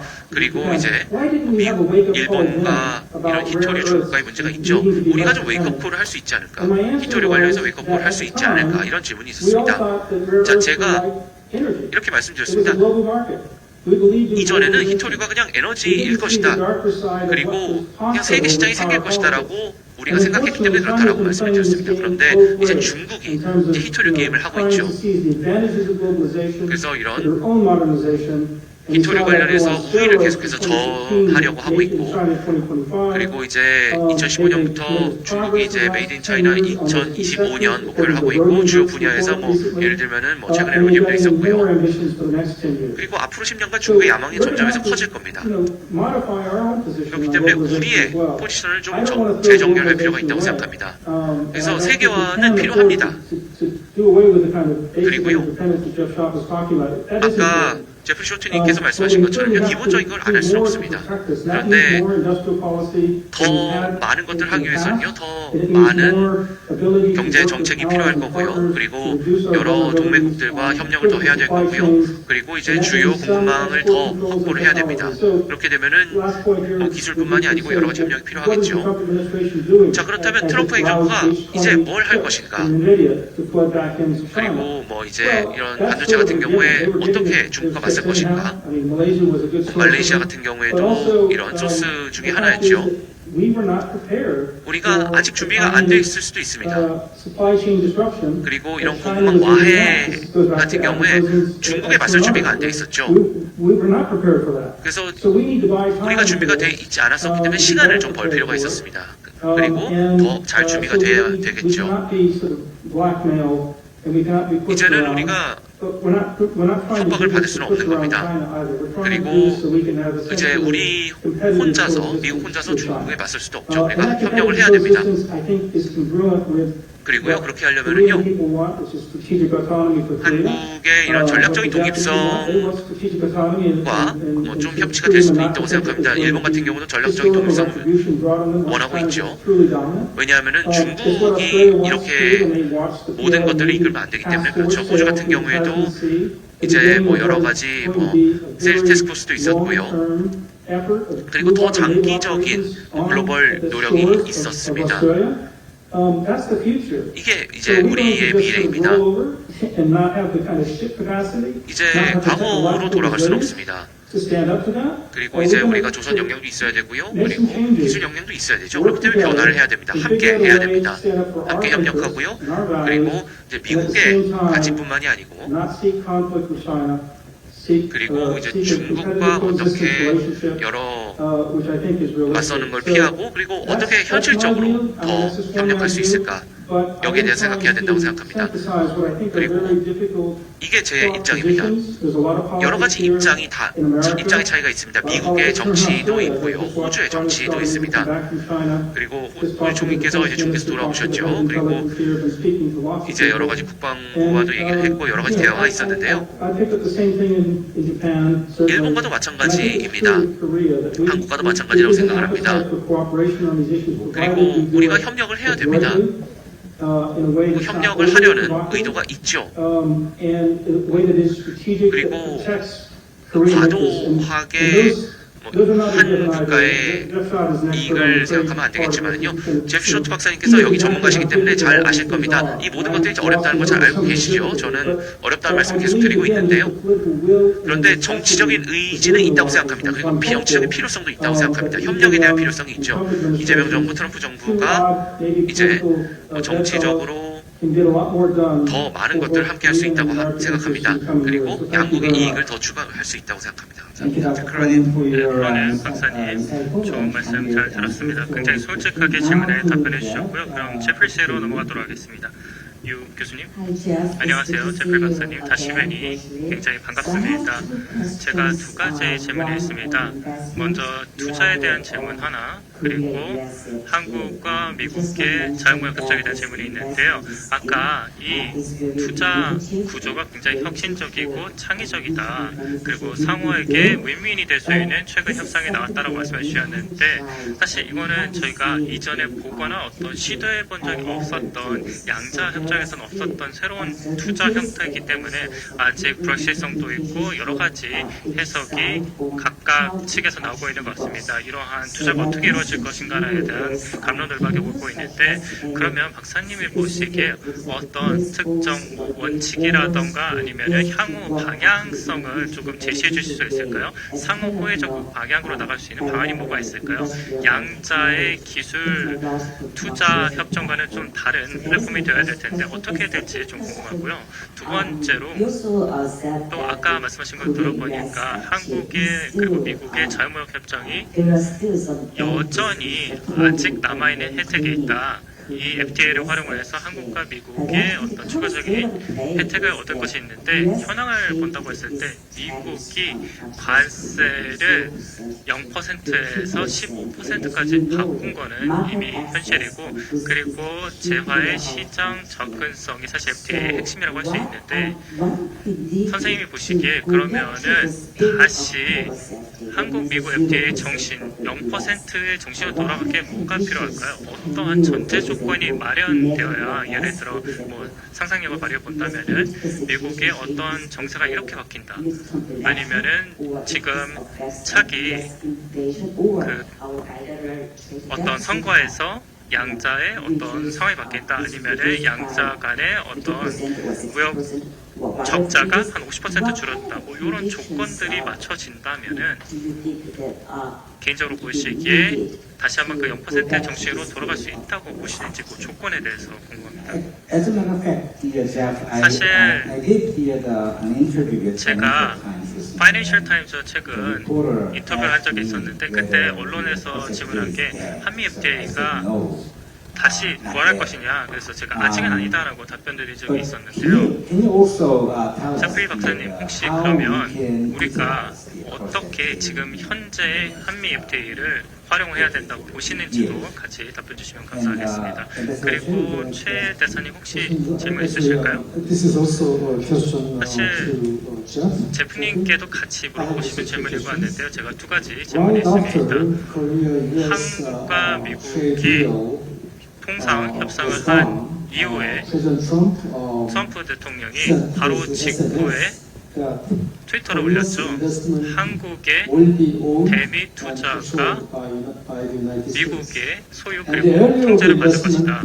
그리고 투자 부문을 미국이 선정해서 정할 것이다라고 트위터를 올렸습니다. 그게 그냥 정치적인 수사라고 보시는지요? 혹시 수사가 아니라 진짜 진심으로 그런 SNS에 글을 올렸다면 제가 궁금한 거는 그러면 이런 애매한 한미 협상을 어떠한 조금 상세화해서 앞으로 조금 추가적으로 좀 명시할 수 있는 가능성이 있는지 궁금하고요. 두 번째로 중국에 대한 질문이 있습니다. 지금 중국과 협상은 어떻게 되고 있습니까? 통상 쪽에서 어떻게 되는지 궁금한데요. 사실 8월 12일이 데드라인이다라고 이미 얘기를 했었고 지금 한간의 소문에 따르면 데드라인이 조금 더 뒤로 밀릴 것이다, 추가 협상이 있을 것이다라는 얘기가 있는데 지금 양국 간에 조금 논란이 되는 지점들이 많은가요? 왜냐면 지금 그 협상 데드라인까지 굉장히 시간이 얼마 안 남은 것 같은데 요 중국 질문에 또 더해서 트럼프 대통령이 사실 더 높은 상호 관세를 아프리카와 남미, 특히 개독에 많이 매겼습니다. 글로벌 사우스 국가들 같은 경우에는 지금 조금 더 중국 쪽으로 붙는 기분이 드는데요. 왜냐면은 미국과 협력해야 되는 그런 이유가 많이 줄어들고 있기 때문이죠. 미국 같은 경우에는 이미 8가지 개도국 저개발국에 대한 패키지를 철회한 바가 있습니다. 그러면은 전략적인 미국의 어떤 글로벌 사우스에 대한 목적은 뭐라고 보십니까? 감사합니다. 네, 이 교수님. 저는 한 가지 질문만 드리도록 하겠습니다. 다시 한번 발표 너무 잘 들었고요. 전반적으로 발표 내용 너무 잘 들었습니다. 제가 아까도 말씀드렸다시피 한미 FTA가 안타깝게도 지금 좀 교착 상태, 법적으로는 살아가고 있는데 어떤 동명기에 들어갔다라고 저는 보고 있습니다. 그래서 지금 미국 법원에서도 여러 가지 논의가 이어지면서 이 관세 결과의 향방을 정할 수 있는 어떤 그런 미국 내부 법원의 판결을 기다리고 있는 상황인데요. 만약에 어떤 변화가 감지된다, 미국의 현재 관세, 트럼프 정부의 관세가 합법이다라고 판결이 나오게 된다면은 다시 한번 그리고 불법이라는 결론이 나오게 되면 FTA가 다시 한번 연말쯤에 아니면 내년 초에 살아날까요? 왜냐면 아까 말씀하신 대로 제가 들어보니까 그 경우에 한미 FTA에 어떤 영향이 있을지 현재 관세 정책이 만약에 법적으로 문제가 있다라는 판결이 나오게 된다면 어떤 경우가 있을지 궁금합니다. 네, 제프리 굉장히 많이 지금 질문을 받으셨는데요. 사실 크로닌 선생님께서는 지금 가셔야 되면은 네, 지금 자리 비우셔도 괜찮을 것 같습니다. 네, 감사드리고 시간 내주셔서 감사드립니다. 많은 얘기 잘 들었습니다. 같이 나오시고 네. 패트릭 씨가 계속 있어서 이 질문 좀 같이 공감해 주시면 좋겠을 거라고 생각했었는데요. 사실 경제학자 그리고 그런 방산과 관련된 문제가 좀 맞닿아 있는 질문들이 많았던 것 같습니다. 먼저 첫 번째로 한미 FTA 같은 경우는 고려할 것이 이 한미 FTA가 어떤 양국에 따라야 되는 교육 확장을 위한 어떤 법치의 기반이어야 할까요? 그래서 양국의 혜택이 되는 방향으로 나가자는 기반을 마련했다고 생각을 합니다. 그래서 가지고 있는 게 도움이 될 것 같고요. 그리고 뭐 분쟁 해결 제도 같은 경우는 그 안에 언급이 되어 있는데 미국 같은 경우에는 사실 적극적으로 어떤 단일적인 조치를 취하면서 어떤 협의에 반응하는 그런 행동을 취한 적이 없기 때문에 FTA의 장점이 있다고 생각하는데 사실 그렇다고 해서 낙관할 수는 없다고 생각합니다. 그래서 지금 한미 FTA 같은 경우에는 반드시 좀 해야 될 것이 조금 양국에 도움이 되는 부분에 한해서만큼은 성장 그리고 교육에 도움이 되도록 유지하자라는 노력이 필요할 것 같고, 이에 따라서 대미 한국 투자, 대미국 한국 투자가 유지되어야 된다고 생각합니다. 특히 자동차 분야에서도 이 부분이 굉장히 중요하다고 생각하고, 미국의 조선을 살리는데도 너무 중요하다고 생각합니다. 미국이 사실 한 발 나서서 한국의 기존 투자자들이 이런 조선 분야에서 유지될 수 있도록 도와줄 그런 분명한 이유가 있습니다.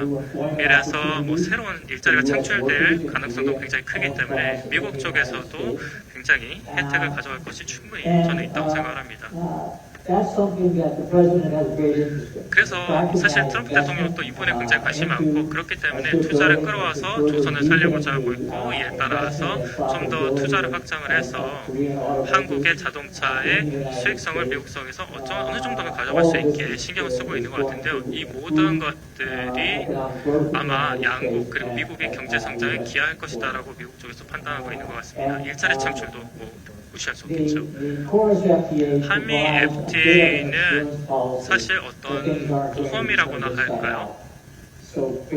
그래서 우리가 한미 FTA를 중단하더라도 새로운 관세 제도가 들어서더라도 FTA가 중요하구나라고 깨닫게 될 겁니다. 그래서 국가 안보의 차원에서 보더라도 FTA를 좋아하든 싫어하든 필요하구나라는 그런 깨달음이 있을 거라고 생각합니다. 사실 여러 가지 얘기가 오가고 있습니다만은 우리가 팩트의 중심으로 얘기하자면 한국의 정부 고위 관계자들의 백악관 그리고 대통령과 그리고 상무부라던가 주요 리더들과 긴밀하게 그동안 협상을 꾸준히 진행해왔고요. 그 협상에 따라서 사실 문이 열려 있었기 때문에 직접 찾아가서 논의를 나눴고, 이에 따라서 한미 관계가 지난 25년 동안 탄탄히 성장한 그거를 바탕으로 해서 논의를 이어갔고, 사실 한미 FTA의 어떤 소기의 성과 중에 하나가 그런 탄탄한 한미 관계에 있다고 생각합니다. FTA가 현재 약간 지금 오용되고 있는 경우가 지금 현재는 있는 것 같습니다. 그럼에도 그 관계를 탄탄하게 했다는 역할을 충분히 담당했던 것 같습니다. 그 부분이 FTA의 가장 중요한 의의라고 생각하고요. 한국도 미국도 잘 알고 있는 것이, 물론 정치적인 수사를 좀 해야 될 그런 시기도 있겠습니다만은, 어쨌든 비즈니스는 비즈니스를 잘 아는 사람들끼리 해야 된다는 그런 인식은 공유하고 있거든요. 다시 말해서 투자 결정을 낸다고 했을 때 비즈니스를 잘 아는 사람이 결정을 해야지, 그런 경험이 있는 사람이 있어야 투자를 제일 잘하고 시장을 잘 이해해서 투자를 할 수 있다라는 그런 인식 자체는 있는 것 같습니다. 그래서 한국 기업들도 그렇기 때문에 이미 조선 사업에 진출해서 미국에서 사업을 하고 있는 것 같고, 한국 자동차 업체들도 마찬가지로 주요 자동차 부품을 미국에 공급하고 있는 이유도 바로 거기에 있다고 생각을 합니다. 이러한 모든 부분을 보면 다 긍정적인 부분이라고 생각하고, 그렇기 때문에 아까 말씀드렸다시피 한미 FTA에 데미지가 생긴다면 그 데미지를 최소화하는 데 이제 집중할 시점이라고 생각을 합니다. 만약에 한국 정부가 굉장히 좀 경륜이 있는 팀을 꾸린다, 아마 교육을 담당했던 장관이 지금 전 세계 최고의 경험을 갖고 계시죠. 그래서 그런 지식도 굉장히 탄탄하고 경험도 탄탄하기 때문에 국제 교육 무대에서도 충분히 역할을 발휘할 수 있으라고 생각하는데요.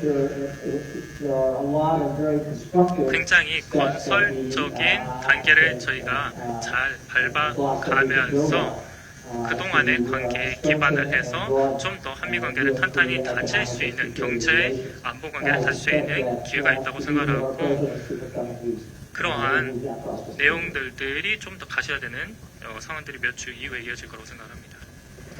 네, 감사합니다, 박사님. 제프리 박사님의 말씀 잘 들었고요. 그러면 이제부터 한국어로 진행하도록 하겠습니다. 대부분의 참석자분이 한국분이어서요.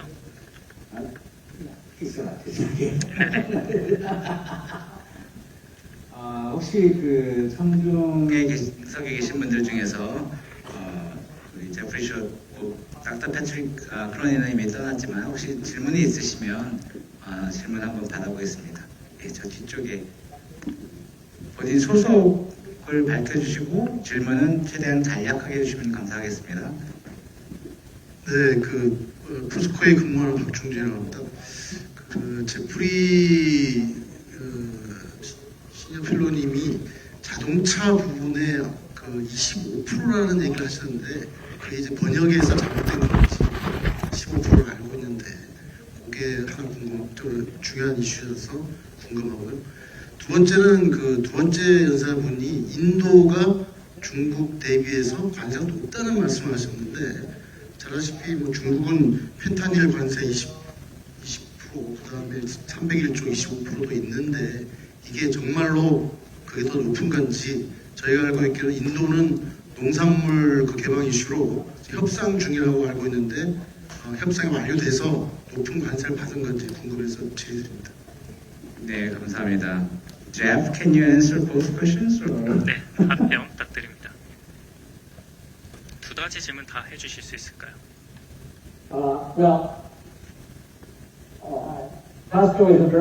포스코가 사실 미국 입장에서도 굉장히 중요한 경제 중심체인데요. 제 예전 동료 중에도 한 명이 포스코 연구소에서 일한 적이 있습니다. 그래서 아마 그 여성분께서 미국 피터슨 연구소에서도 굉장히 여러 가지 지식을 전수해 주시면서 포스코에 대한 많은 얘기를 해주셨는데요. 제가 생각하기에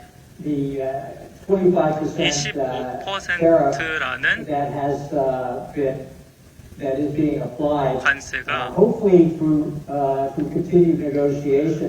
아마 차후 15%까지 추가 협상을 통해서 내려갔으면 좋겠고 0%는 더 좋겠습니다만은 지금 25%에서 15%로 내려갈 가능성은 있다고 생각합니다. 철강 같은 경우에는 지금 국가안보를 이유로 50%가 지금 매겨져 있는데 이것이 지금 한미 협력 관계에 여전히 조금 부담이 되고 있을 것 같고 그런 것 같은데요. 이에 따라서 지금 미국의 생산비가 올라가기는 하겠죠. 그에 따라서 좀 철강 분야는 조금 어려울 것 같긴 한데 어쨌든 거기까지는 지금 저희가 정리한 부분이 이렇게 정리할 수 있을 것 같고요. 조금 더 좀 유연하게 자동차 관세를 매겼으면 좋겠다는 개인적인 바람은 있습니다. 그래서 지금 협상 단계에서 미국, 일본 그리고 유럽, 한국이 여러 가지 논의를 했었는데 이러한 논의들이 아직까지는 행정명령이 100% 반영되지 않은 것 같았어요. 저한테 하신 질문은 아니지만 그냥 클래리피케이션 차원에서 그냥 답변을 드리면은 첫 번째 질문은 아마 25에서 15로 합의는 했는데 이 합의가 행정명령에 반영이 돼야 되는데 상호관세 수정 행정명령은 이미 나왔는데 이 자동차에 대한 행정명령이 아직 안 나왔습니다. 그래서 사실은 지금 굉장히 빨리 이루어져야 될 급한 일이 자동차 25를 15로 한 게 행정명령으로 미국에서 발표가 되는 게 가장 좀 빨리 이렇게 시급하게 이루어져야 될 일 같습니다. 두 번째 말씀하신 분은 맞습니다. 중국에 대한 관세가 PII에서 발표한 것 자체가 트럼프 일기 때 거 플러스 펜타닐 관세 20%, 그다음에 상호 관세 10% 해서 합치면 평균 지금 50%입니다. 그러니까 인도가 이번에 부과받은 25%보다는 이것저것 다 합쳤을 때는 높은 상황이라고 이렇게 할 수 있겠습니다. 예. 그럼에도 불구하고 어쨌든 그분 얘기하신 거는 그 앞에 거를 빼고 좀 추가적으로 들어간 게 이제 인도가 더 높은 거다 이런 말씀으로 이해하시면 될 것 같고요. 예. 말씀 잘 들었습니다. 패트릭 프로때 1985년도 때 본인 소개 잠깐 하시죠. 저는 케미컬 에너지 투자자원의 창선 대표라고 합니다. 1985년도 때 미국과 일본이 경제전쟁을 하면서 결과적으로 한국이 많이 수혜를 받지 않습니까? 지금 미국이 중국에 대해서는 어떻게 생각하는 건지, 파트너로 생각하는 건지 아니면 약간 이렇게 네거티브로 생각하는지 궁금하고요. 두 번째, 결국은 미국이 중국에 대해서 이렇게 높은 관세를 만약에 부과한다면 한국이 만약 결과적으로 수혜를 볼 수 있는지 궁금합니다. 감사합니다. Jeff, did you understand that? 네, 사실 약간 조금 여러 가지 왜곡된 시각들이 시장에 있는 것 같은데요. 중국에서 미국에 사오는 것들이 굉장히 많은데요. 그 중에 일부는 사기 싫다는 겁니다. 예를 들어 첨단 칩 같은 거 그런 거 중국에서 안 사겠다. 그렇기 때문에 약간 좀 밸런스를 잘 맞춰야겠다. 수출에 대한 어떤 인센티브와 수출 통제, 국가안보와 수출 통제 간의 균형을 잘 맞춰야 될 것 같은데요.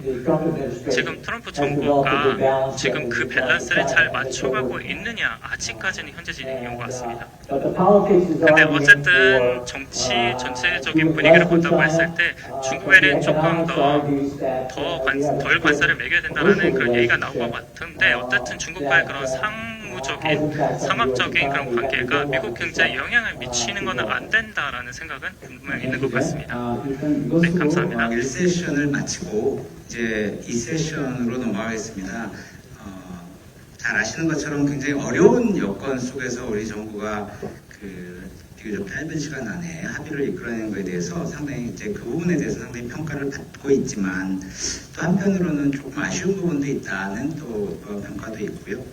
그래서 패널분들께 일단 전반적으로 어떻게 평가를 하시는지, 특히 또 긍정적으로 평가하는 건 또 어떤 것이 있는지, 앞으로 또 후속 협상이 남아 있는데 어떤 부분에 좀 더 우리가 유의해야 될지에 대해서 간략하게 말씀을 좀 부탁을 드리겠습니다. 유명희 교수님부터.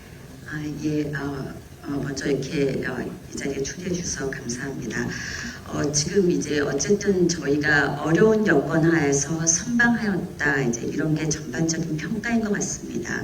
제가 여건 부분을 먼저 말씀드리고 내용, 그 다음에 이제 후속 조치 협상 이렇게 세 가지로 간단히 말씀드리면은, 여건은 사실 뭐 일본만 보면은 4월부터 7월까지 3개월이 넘는 기간 동안에 그 아카자와 경제재생상이 거의 한 1, 2주 간격으로 8번을 만나서 협상을 타결한 거라면은, 우리는 정말 그 마스카 판넬을 가지고서 이 김정관 장관이 러트닉 장관을 만나서 일주일 동안에 거의 매일 만나서 타결을 했다는 점에서 시간 압박이 정말 상당했을 텐데, 그 가운데 이제 협상의 결과를 도출했다는 걸 말씀을 드리고 싶습니다. 이 날짜를 그냥 지금 와서 보면은 저희가 7월 30일 타결하고 31일 날 각국에 대한 관세가 쫙 발표가 되었는데, 역으로 말하면은 저희가 그날 타결을 못했으면은 31일에 트럼프 대통령은 그게 25가 됐던 30이 됐던 보관세부터 때리고서 굉장히 지금 저희가 불리하고 더 큰 압박 속에서 협상을 해야 되는 결과였을 텐데, 적기에 그래도 타결을 했다는 점을 말씀드리고 싶습니다. 두 번째는 내용입니다. 15% 관세에 대해서 물론 FTA를 했던 입장에서는 0에서 15다 이렇게 생각할 수 있지만, 한미 FTA가 출범한 게 2006년 초세계화 시대, 하이퍼 글로벌라이제이션 시대이고, 지금은 완전히 무역 환경이 바뀌었습니다. 트럼프 대통령이 이 불균형된 무역 관계를 재조정하겠다는 근 40년간 갖고 있던 소신을 실험에 옮기는 대전환기입니다. 그래서 누군가는 이거를 무역전쟁, 트레이드 워가 아니라 war on trade, 트럼프 대통령이 하는 거는 트레이드 시스템 자체에 대한 전쟁이다, 이렇게 표현하는 이 상황에서 무역적자국 19개국을 놓고 보면은 뭐 약간 좀 멕시코, 캐나다처럼 USMCA 혜택받는 국가들 빼놓고는 나머지 국가들 중에 15 이하로 나온 데가 없습니다. 그래서 기본 시스템 판이 바뀌고 있는 상황에서 무역적자 15개국들이 한 15에서 39% 그런 상황이면은 그 내용도 그래도 어쨌든 현 여건 하에서는 어려운 가운데 도출한 거다, 이렇게 표현을 드리고요. 다만 이제 자동차 부분에 있어서 FTA 프리미엄 이런 얘기 2.5%의 혜택을 유지하지 못했다, 이제 이런 아쉬움들을 많이 얘기합니다. 다만 이 부분도 실제 지금 멕시코는 미국의 FTA 파트너이자 미국 빅3가 다 진출한 곳인데, 그 멕시코도 자동차에 대해서는 25% 관세, 이리저리 USMCA 혜택을 쫙 다 빼도 15%를 평균적으로 물고 있습니다. 그래서 사실 그 이하로 내려가기가 여러 가지 어려운 여건이었다, 이렇게 봅니다. 다만 이제 이게 끝이냐, 아까 제가 질문에서도 좀 말씀을 드렸듯이 투자 펀드라는 건 우리가 지금까지 가보지 않은 길입니다. 이 FTA에서 무역협정이나 각국 양자들에서 해보지 않은 이 투자 펀드를 앞으로 어떻게 운영할 것인지에 대해서는 여전히 불확실성이 있어서, 그런 부분들을 앞으로 디테일을 정말 양국에 도움되는 방향으로 잘 채워나가야 되는 게 또 우리의 또 중요한 과제로 남는 것 같습니다. 이상입니다. 네, 역시 그 전직 통상교섭본부장으로서 이렇게 팔이 안으로 굽는다는 이 통상협상이 정말 얼마나 어려운지 사실 저도 옆에서 같이 많이 지켜봤고요. 그런 측면에서 많이 평가해 주신 것 같고, 그 최세경 대사님 이어서 부탁드립니다. 예, 지금 뭐 유명희 본부장 이제 전반적으로 이제 쭉 어떤 톤을 말씀하셨는데 저도 이제 공감을 합니다. 선방을 했다, 최악의 국면을 피했다, 불확실성을 제거했다, 이런 좀 이제 굉장히 큰 의의가 있는 거고요. 우리나라 같은 경우에는 다른 나라 협상하는 동안에 정권이 교체가 되는 이런 이제 굉장히 이제 엄중한 이런 상황 속에서 굉장히 뒤늦게 출발을 해서 협상을 타결을 했다고 하는 이제 큰 의의가 있습니다. 다만 이제 이 협상 내용이 어떤 모호성, 이건 우리만 가지고 있는 게 아닙니다. 일본, EU도 똑같은 문제를 안고 있는 문제입니다. 그래서 아까 제가 제프리 셔트한테 질문을 하긴 했습니다만은 우리가 이제 정치적 협상을 타결하기 위해서 어떤 그 모호성을 창출하는 이런 이제 기법을 사용을 다 했는데 이걸 나중에 이제 문안 협상을 할 때 사실은 보다 본격적인 쟁점들이 드러날 수가 있고 이러기 때문에 후속 협상을 철저히 준비를 해야 된다 이런 말씀을 드릴 수가 있고요. 한미 FTA하고 자동차 부분은 이제 아쉬운 부분이라고 할 수 있겠습니다. 사실은 USMCA 국가나 이런 나라들은 이제 어느 정도 혜택을 좀 받고 있는 부분이 있음에도 불구하고 우리 같은 경우에는 이제 그런 부분에 대한 혜택이 기존에 누리던 혜택이 이제 소멸이 됐다고 하는 게 조금 이제 아쉬운 부분이고요. 앞으로 우리가 준비해야 될 거는 지금 이제 통상협상과는 별개의 채널로 지금 움직이고 있는 것이 방위비, 그다음에 주한미군의 역할, 그다음에 국방비 뭐 이런 부분들이 이런 안보와 관련된 부분들이 이제 조만간 있게 될 양국 정상회담에 이제 의제로 올라올 가능성이 굉장히 높습니다. 미리 이제 사전에 준비도 하고 있는 걸로 알고 있습니다만은 결국은 경제하고 안보 무역 이것이 지금 별개로 가는 것처럼 보이지만 사실상 하나의 패키지로 같이 움직이는 이런 이제 상황이기 때문에 차기 정상회담에서 한미 동맹 관계, 한미 간의 어떤 안보 협력 이런 부분하고 지금 이제 무역 협상에서 이제 약간 모호했던 부분을 양국이 윈윈하는 쪽으로 이걸 이제 구체화시켜가는 작업이 우리한테 주어진 어떤 과제가 아닐까 그렇게 생각합니다. 네, 감사합니다. 이재민 원장님. 예, 고맙습니다. 저도 팔을 안으로 굽히겠습니다. 너무 정부에서 고생을 했다고 생각합니다. 가만히 돌이켜보면 지난 6개월간 그 어려운 상황에서 또 마지막 1개월간 또 마지막 일주일간 노력을 한 부분은 아마 칭찬을 거듭해도 모자랄 정도로 큰 노력을 했다고 생각합니다. 그래서 최악의 상황에서 선방을 해서 좋은 결과를 가지고 온 게 지금 상황이 아닌가 싶습니다. 잘 했다고 생각합니다. 다만 조금 더 이제 들어가 보면 이미 이전급이 됐습니다. 애매한 부분이 너무 많습니다. 아마 이런 식의 합의는 처음 한 것 같아요. 애매한 부분이 너무 많고 추후 논의를 하기로 남겨둔 부분이 너무 많습니다. 이해갑니다. 시간이 없으니까 7월 30일 하루 전에 이제 합의를 했으니까 아마 시간이 없었을 것으로 생각을 하고 그 맥락에서 애매한 부분이나 또 불명확한 부분이나 다시 논의를 하기로 한 부분을 남겨둔 것은 자연스럽다고 생각합니다. 걱정스러운 건 뭔가 하면 애매한 부분이 아니라 서로 말이 다른 부분입니다. 미국하고 한국이 말이 다른 부분은 그건 애매한 부분이 아니라 정확하게 무슨 이야기가 있었는지에 대한 추가적인 확인이 이제 필요한 부분이어서 그게 조금 걱정스럽긴 합니다.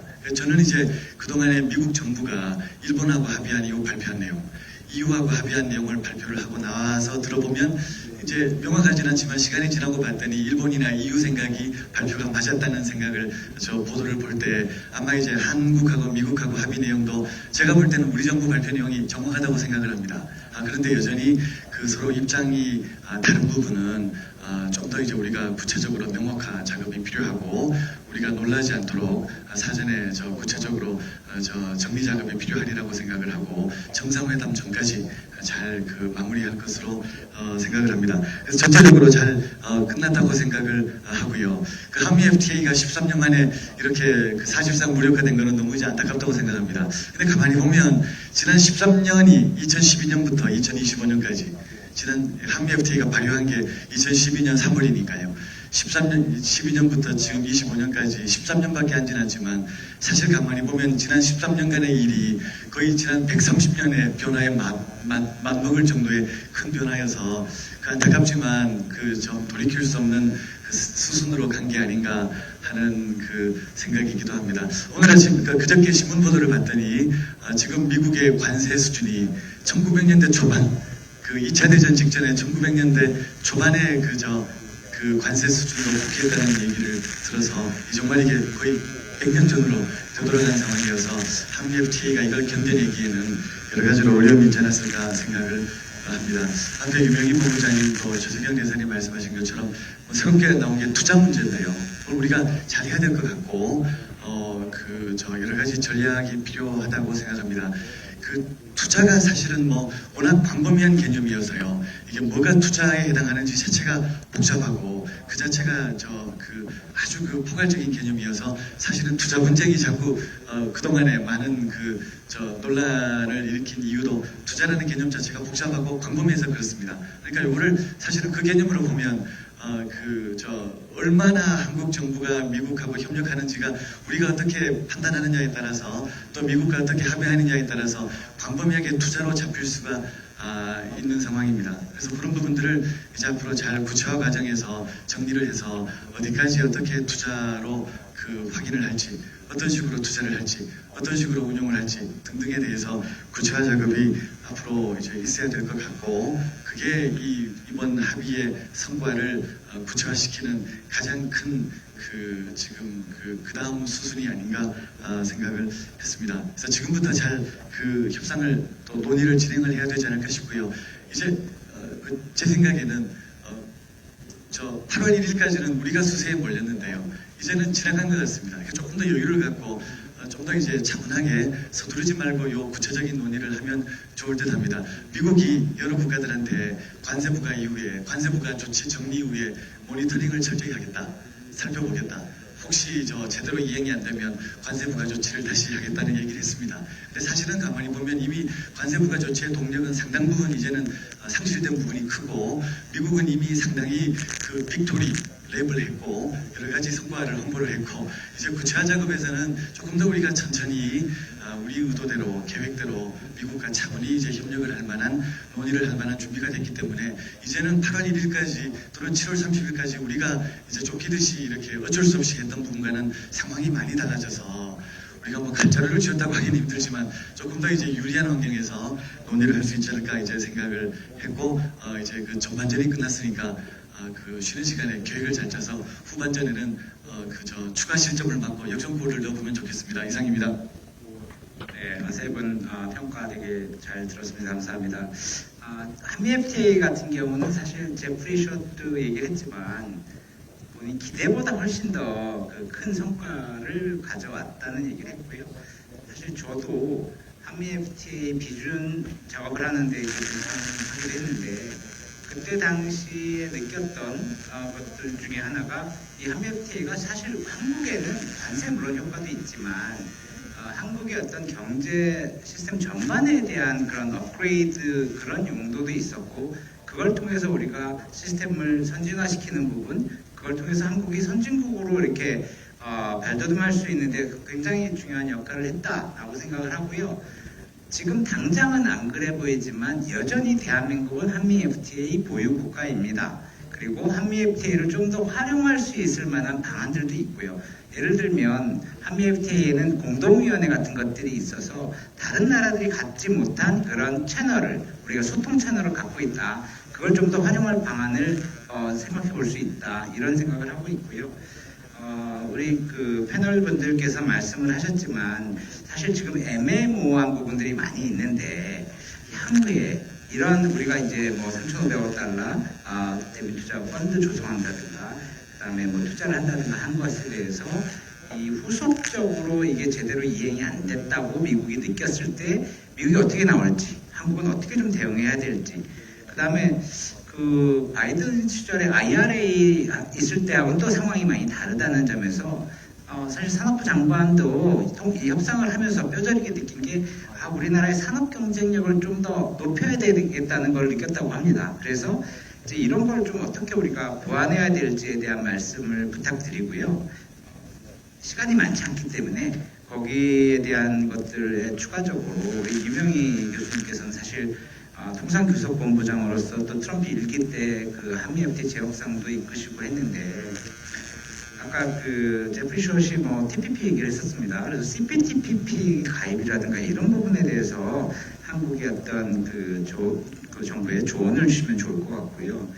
그다음에 이제 한미 FTA 활용 방안, 뭐 제가 말씀드린 뭐 공동위원회 이상의 어떤 다른 것들도 생각을 하실 수 있을 것 같고, 그다음에 이제 후속 협상으로 지금 뭐 나오는 얘기들이 있는데, 요거는 이제 뭐 우리 유명희 본부장님 외에 다른 분들께도 드리고 싶은 건데, 사실 비관세 장벽 얘기가 있지 않습니까? 뭐 검역이라든가 이런 농산물에 대한 검역, 그다음에 그 디지털 관련한 그런 비관세 장벽, 뭐 온풀법이라든가 이런 것들이 사실은 얘기는 많이 있었는데 실제로 협상 테이블에서 논의가 되거나 그 어떤 협상 결과가 나온 것 같지는 않습니다. 그래서 혹시나 이게 후속 조치 중에 이런 비관세 장벽 이슈 같은 것들이 어떻게 혹시 논의가 될지, 그다음에 이제 이재민 원장님께는 이러한 것들 사실 무역위원회 위원장도 하셨기 때문에 이런 부분들이 분쟁으로 좀 격화될 부분이 있을지, 그래서 우리가 제도적으로 법적으로 어떤 준비를 할지, 그래서 그런 통상법적인 대응 이런 얘기를 좀 해주시면 좋을 것 같고요. 우리 최승영 대사님께서는 사실 아까 그 국방비라든가 방위비 분담 이런 그 사실 통상과 안보의 연계 이런 말씀을 하셨고, 사실 이게 정상회담에서 중요한 이슈가 될 거라고 생각하시는데, 또 한 가지 질문은 이러한 트럼프의 통상 정책이 계속 될 것인가, 얼마나 지속될 것인가가 사실 또 관건인데, 거기에 대한 어떤 외교적인 레버리지 같은 것들에 대해서 좀 말씀을 해주시면 좋겠다고 생각을 합니다. 우선 유명희 교수님께서 먼저 말씀을 해주십시오. 예, 엄청나게 많은 질문을 하셔갖고 제가 기억을 할지 모르겠습니다. 다만 저희가 펀드 그 투자 얘기를 많이 하니까 그 부분을 이제 먼저 이제 말씀을 드리면은 이건 정말 가보지 않은 길이어서 우리가 해나가기에 달려 있는 것 같습니다. 지금 정부의 발표에 따르면은 이제 미국 측에서 상업적으로 다양하고 합리적인 그러한 프로젝트를 이제 발굴하고 선정하면은 우리가 이제 파이낸싱을 그게 뭐 지분은 사실 크지 않고 거의 대출 보증 이렇게 한다고 이렇게 돼 있는데, 결국은 금액은 나와 있지만 그런 프로젝트가 얼마나 나와 줄런지 이 모든 게 이제 앞으로 양국이 찾아가고 만들어가고 그러기에 달려있는 것 같습니다. 그래서 어찌 보면 일본도 이거를 문서화를 아예 안 하겠다고 하는데, 사실은 뭐 문서의 과정이라기보다 앞으로 양국이, 한국은 한국의 제조 경쟁력을 바탕으로, 미국은 미국이 갖고 있는 또 그런 어떤 첨단 기술과 큰 시장을 바탕으로 어떻게 정말 상생 협력의, 산업 협력의 스토리를 만들어가는지 거기에 달려 있어서 정부가 앞으로 아까 우리 이 교수님 말씀하신 것처럼 이제는 시간이 있으니 시간을 갖고 그런 성공의 스토리를 만들어갈 수 있기를 기대를 합니다. 그러면 이제 이 IRA 때와 지금은 이 시대가 굉장히 많이 달라졌다고 하셨는데 저도 진짜 공감합니다. 하지만 일관성 있게 흐르는 이 방향은 미국이 이제 한국에서 생산해서 수출하던 우리의 성공 방식이 더 이상 통하지 않는다. 어떤 식으로든 미국에서 소비를 하고 판매를 하려면은 현지에서 생산을 해라가 사실은 트럼프 일기나 바이든이나 지금까지 이어지는 단계인 것 같습니다. 그리고 그러한 수단으로 이제 지금 트럼프 대통령은 관세를 쓰는 거고요. 그래서 이 달라진 그 국제 교육 질서에 맞춰서 우리 기업과 정부는 대응책을 짤 수밖에 없는데, 저는 그런 점에서 정부의 정책을 좀 더 또 주문하고 싶습니다. 기업은 뭐 생존을 위해서 비용 절감, 기술 혁신 뭐 다변화 하겠지만, 정부의 정책 측면에서는 이제 정말 현지 생산에서 현지 소비하는 구조로 가면은 우리의 투자가 미국으로, 해외로 그 남은 투자 여력들이 쏠릴 수밖에 없습니다.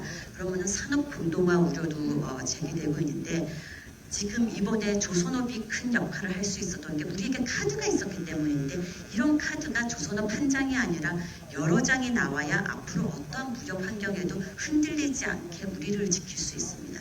그런 점에서는 규제 완화, 정말 적극적인 규제 완화, 그리고 노동의 유연성 제고 이런 조치들을 통해서 제조업이 국내에서 경쟁력을 유지할 수 있게 정부가 지원을 해야 된다는 점을 강조를 하고 싶습니다. 그래서 정말 그게 뭐 마더 팩토리 정책에 대해서 뭐 R&D와 첨단 기술을 한국에 남긴다 이런 얘기를 많이 하는데 제조업이 투자를 지속할 수 있는 환경을 조성해 주는 게 굉장히 중요하다는 점을 저는 앞으로의 어떤 이 미국의 환경 변화에 대한 대응으로 강조를 하고 싶고요. 세 번째는 이제 저희 또 특화돼서 뭐 여러 가지 CPTPP부터 비관세 장부 이렇게 말씀을 드렸는데 저는 이번에는 투자와 사실 조선을 위주로 거의 이렇게 딜이 타결이 됐는데 그럼 비관세 장벽이 완전히 해결된 거냐 그렇지는 않을 것 같습니다. 그거는 뭐 사실은 트럼프 정부뿐만 아니라 어떤 정부가 들어서도 한국의 비관세 장벽 예를 들어 뭐 검역이라든지 이런 이슈는 계속 제기할 수 있는 가능성이 있습니다. 사실 우리가 수출 6위국 교육에 그쳐도 6위 교육국인데 이제 그러한 우리의 위상을 감안해서 계속 우리의 비관세 장벽을 개선하는 방안과 뭐 이렇게 선진화시키는 방안과 이런 걸 찾아가는 게 우리가 당연히 정부로서 통상당국으로서 준비를 해야 될 대응이라고 생각합니다. 마지막으로 CPTPP나 이제 이런 문제는 어쨌든 이번에 준 교훈은 역시 다변화가 앞으로의 어떤 교육 환경 변화에서도 우리에게 굉장히 필요한 과제다. 그래서 그러한 다변화 차원이 이 교육의 네트워크를, 교육과 투자의 네트워크를 늘리는 길입니다. 사실 CPTPP 자체는 사실은 거기도 농산물이 관련이 돼 있어서 정말 이해관계자들과 충분한 소통과 대화, 좀 해법을 찾아가는 그러한 작업이 동시에 병행이 돼야 되겠지만 글로벌 사우스가 됐던 어떤 식으로든 우리의 교육 네트워크를 다변화할 수 있도록 정부가 플랫폼을 만들어주는 역할은 앞으로도 지속해야 될 것 같습니다. 이상입니다. 네, 감사합니다. 이어서 이재민 원장님 먼저 답변을 주시고. 정철 원장님 말씀하신 부분과 연관해서 우리 그 산업 경쟁력 확보가 중요하다고 생각합니다. 우리 뭐 지금 마지막에 중요한 카드로 나온 조선 산업이나 또 항상 중요했던 반도체 산업이나 이제 우리가 기술적인 우위가 있으니까 이제 이런 전략적인 활용이 가능했던 게 아닌가 싶습니다. 이제 그렇다면 여러 그 새로운 분야들, 그 핵심 기술 분야에 대한 우리가 뭔가 국가적인 차원에서 기술 경쟁력 확보가 우리 미래의 나아갈 길이라고 생각을 하고요. 전 세계적으로 지금 이 새로운 기술 분야에 각국이 새로운 산업 정책을 많이 시작을 해서 지원 정책을 뭐 광범위하게 실시하고 있습니다. 그러니까 우리도 지금 뭐 한참 열심히 새로 시작을 하고 있습니다만 이 핵심 산업 또 핵심 기술 분야에 좀 더 광범위한 정부 지원 또 기술력 제고가 이제 결국은 앞으로 지금도 중요하지만 앞으로 더 중요한 과제가 아닌가 하는 생각을 해봤습니다. 정 원장님 말씀하신 그 비관세 장벽 문제가 온라인 플랫폼 그 현황부터 해서 이번에 크게 부각이 안 된 것 같은데요. 앞으로 계속해서 계속 제기가 될 것으로 생각합니다. 오랜 기간 여러 맥락에서 한미 논의 과정에서 제기가 됐던 사안들이고 앞으로도 계속 또 제기가 될 것으로 생각합니다. 비관세 장벽의 상당 부분은 사실은 우리가 적극적으로 설명을 하고 뭔가 그 오해를 불식시키는 것으로 해결될 부분도 꽤 있습니다. 이제 그거는 필요하고요. 또 나머지는 방금 유명희 본부장님 말씀하신 것처럼 조금 더 우리가 전향적으로 생각을 해서 정리를 해야 될 부분도 있습니다. 그러니까 차제 이제 이번에 미국과 논의 과정에서 그 중요한 여러 가지 우리 정부 규제 조치들이 검역 조치 포함해서 몇 가지가 문제가 되었으니 철폐하자는 얘기가 아니라 일단 한번 다시 점검을 하고 그 규제 조치를 취하려면 몇 가지 숙제들이 있거든요. 확인하고 과학적 에비던스를 다시 한번 확보하고 그 기록을 남기고 그 작업을 통해서 과연 이런 조치들이 합리적인가 이게 여러 가지 현 상황상 정당화되는가라는 내용을 우리가 다시 한번 점검을 해서 그걸 토대로 조정을 하건 필요 없으면 이제는 철폐를 하건 아니면 다시 한번 설명을 하건 사업이 그 내용이 진행이 돼야 되지 않을까 생각을 합니다. 이런 내용들이 이론적으로는 이게 분쟁화 될 수가 있는데요. 오늘 오신 분들 많이 짐작하시다시피 이게 양자 협의로 많이 논의가 되는 그 환경으로 바뀌다 보니 이제 원래 하던 분쟁 해결 절차, WTO 분쟁 해결 절차나 FTA 분쟁 해결 절차를 통해서 이게 공식적으로 해결되는 그 기제는 지금은 잘 작동하지 않고 있는 상황입니다. 그러니까 그게 이론적으로는 적용이 가능하지만 현실적으로는 그 루트를 통해서 이 문제들을 해결하기는 힘들고 일단은 뭔가 한미 양국 간의 그 협의를 통해서 해결하는 게 필요하다고 생각합니다. 그게 이제 한미 양국의 공동위원회가 있고 또 여러 가지 만나는 계기들이 많으니까 다른 나라들보다는 좀 더 이런 논의들을 할 만한 포럼들이 많이 있지 않나 생각합니다. 그 부분들을 통해서 적극적으로 활용해서 요 비관세 장벽 문제나 또 디지털 규제 관련 문제나 또 새로운 정부 조치와 연관된 부분들에 대한 설명, 소통 또 그 반영 작업이 계속해서 이루어져야 되지 않을까 생각을 합니다. 마지막으로 한미 FTA 활용하는 방안과 관련해서요. 이게 관세 부분에서는 아까 여러 차례 이야기가 나온 것처럼 이미 사실상 무력화되었고 다시 한번 이게 재가동될 때를 기다려봐야 될 것 같은데요.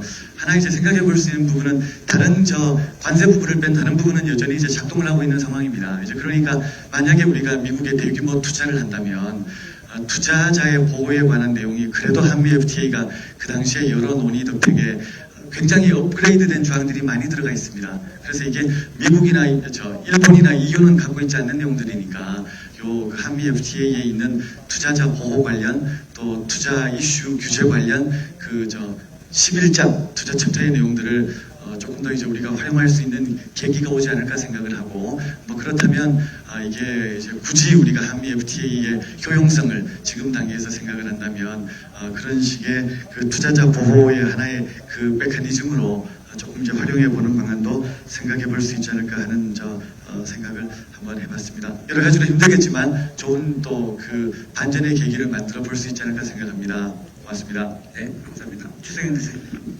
시간이 별로 많지 않죠? 괜찮습니까?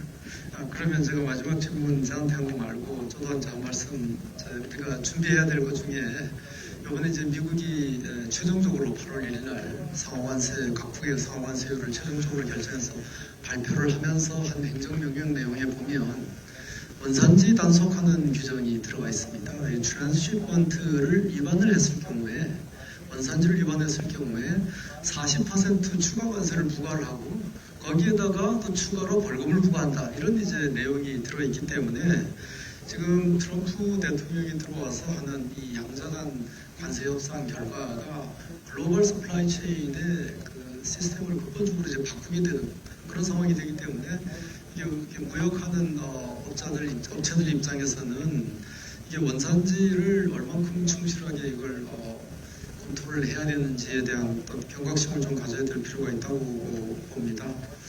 다른 부분은 다 이제 제가 공감하는 내용이고요. 통상과 안보 관련해갖고 이게 미국의 조치가 앞으로 계속될 것이냐, 저는 계속될 것이라고 봅니다. 왜 그런가 하면 이게 미국이 이런 조치를 취하는 가장 근본적인 원인 하나가 미국하고 중국 간의 어떤 전략적 경쟁입니다. 이것은 양국의 경제 시스템이 다르기 때문에 이게 합치될 수 없는 이런 상황이기 때문에 계속 장기화될 거라고 보고 있고, 그 다음에 이제 이것이 어떤 행정 조치로만 이루어지는 것이 아니라 의회 입법으로 굉장히 구속력 있게 추진되고 있는 상황입니다. 최근에 이제 그 트럼프 대통령 취임한 이후에 지난 5월에 통과가 됐던 예산조정법, 원 빅 뷰티풀 액트라고 그러고 OBBA라고 그러죠. 거기에 보면 조선업 강화라든가 선박 제조라든가 반도체라든가 여러 가지 전략 산업에 대한 대규모 지원 같은 것들이 이제 들어가 있습니다. 그렇기 때문에 저는 이제 정책과 입법적인 측면에서 이게 통상과 안보는 계속 같이 간다. 물론 이제 정권이 바뀌게 되면 정도의 차이는 있겠지만 기본 기조는 변함이 없을 것이다 라고 생각을 하고 있고, 우리가 어떤 외교적 레버리지를 행사할 수 있느냐, 한국이 어떻게 보면 레버리지가 별로 없어 보이지만 사실은 여기 미국이 형성한 어떤 나라보다도 한국이 가장 많은 산업적인 측면의 레버리지를 가지고 있는 나라라고 봅니다. 조선업이라고 하는 게 이제 대표적인 거고요. 아까 이게 패트릭 크로닌도 얘기했지만 SMR 부분도 사실은 우리가 여타 국가에 비해 가장 이제 미국과 협력할 수 있는 부분이 많이 있고 방산이라든가 그다음에 제조 분야 전반 여기 지금 뭐 반도체라든가 배터리라든가 전기자동차라든가 지금 여기가 우리가 다른 나라에 비해서 경쟁이 약한 게 거의 없거든요. 이게 이런 부분들이 우리가 외교적 상업적으로 행사할 수 있는 레버리지의 중요한 파트가 될 수 있을 거라고 생각합니다. 그리고 이제 이게 방위비 문제, 국방비 증액 문제 이런 것들이 조금 약간 민감한 부분이긴 하지만 저는 개인적으로 볼 때는 사실은 미국이 이렇게 이제 압박을 하는 상황에서 저는 이제 좀 더 거시적이고 전략적 차원에서 우리가 좀 전형적인 검토를 하는 것이 우리 국익을 위해서 좋지 않겠나 이런 생각을 하고 있습니다. 예, 감사합니다. 대사님께서 한정 문제에 관련 얘기를 해주셨고, 사실 우리 수출 중소기업들 입장에서는 이 원산지 증명 이 부분이 굉장히 좀 우려 내지는 두려움으로까지 작용을 하고 있기 때문에 정부에서 우리 수출 지원 정책이라든가 수출 다변화 정책 이런 걸 쓸 때 조금 더 신경을 써주셨으면 좋겠다라는 생각을 하고 있고요. 혹시 이제 우리 청중들 질문이 있으시면 질문을 좀 받겠습니다. 네, 저는 언론인 출신인데요. 그렇게 꿈이 좀 어릴 때부터 기자가 되고 싶은 게 있어가지고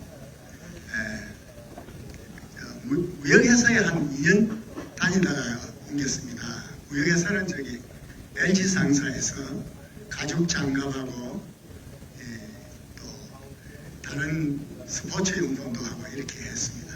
그런데 제가 이제 미국의 워싱턴 특파원으로 나가게 된 것은 1991년에 나갔는데 그때 마침 납타 북미 무역 자유협정이 체결이 돼가지고 죄송한데 시간이 별로 많지 않아서 그래서 질문을 제가 그걸 요청을 말하겠습니다.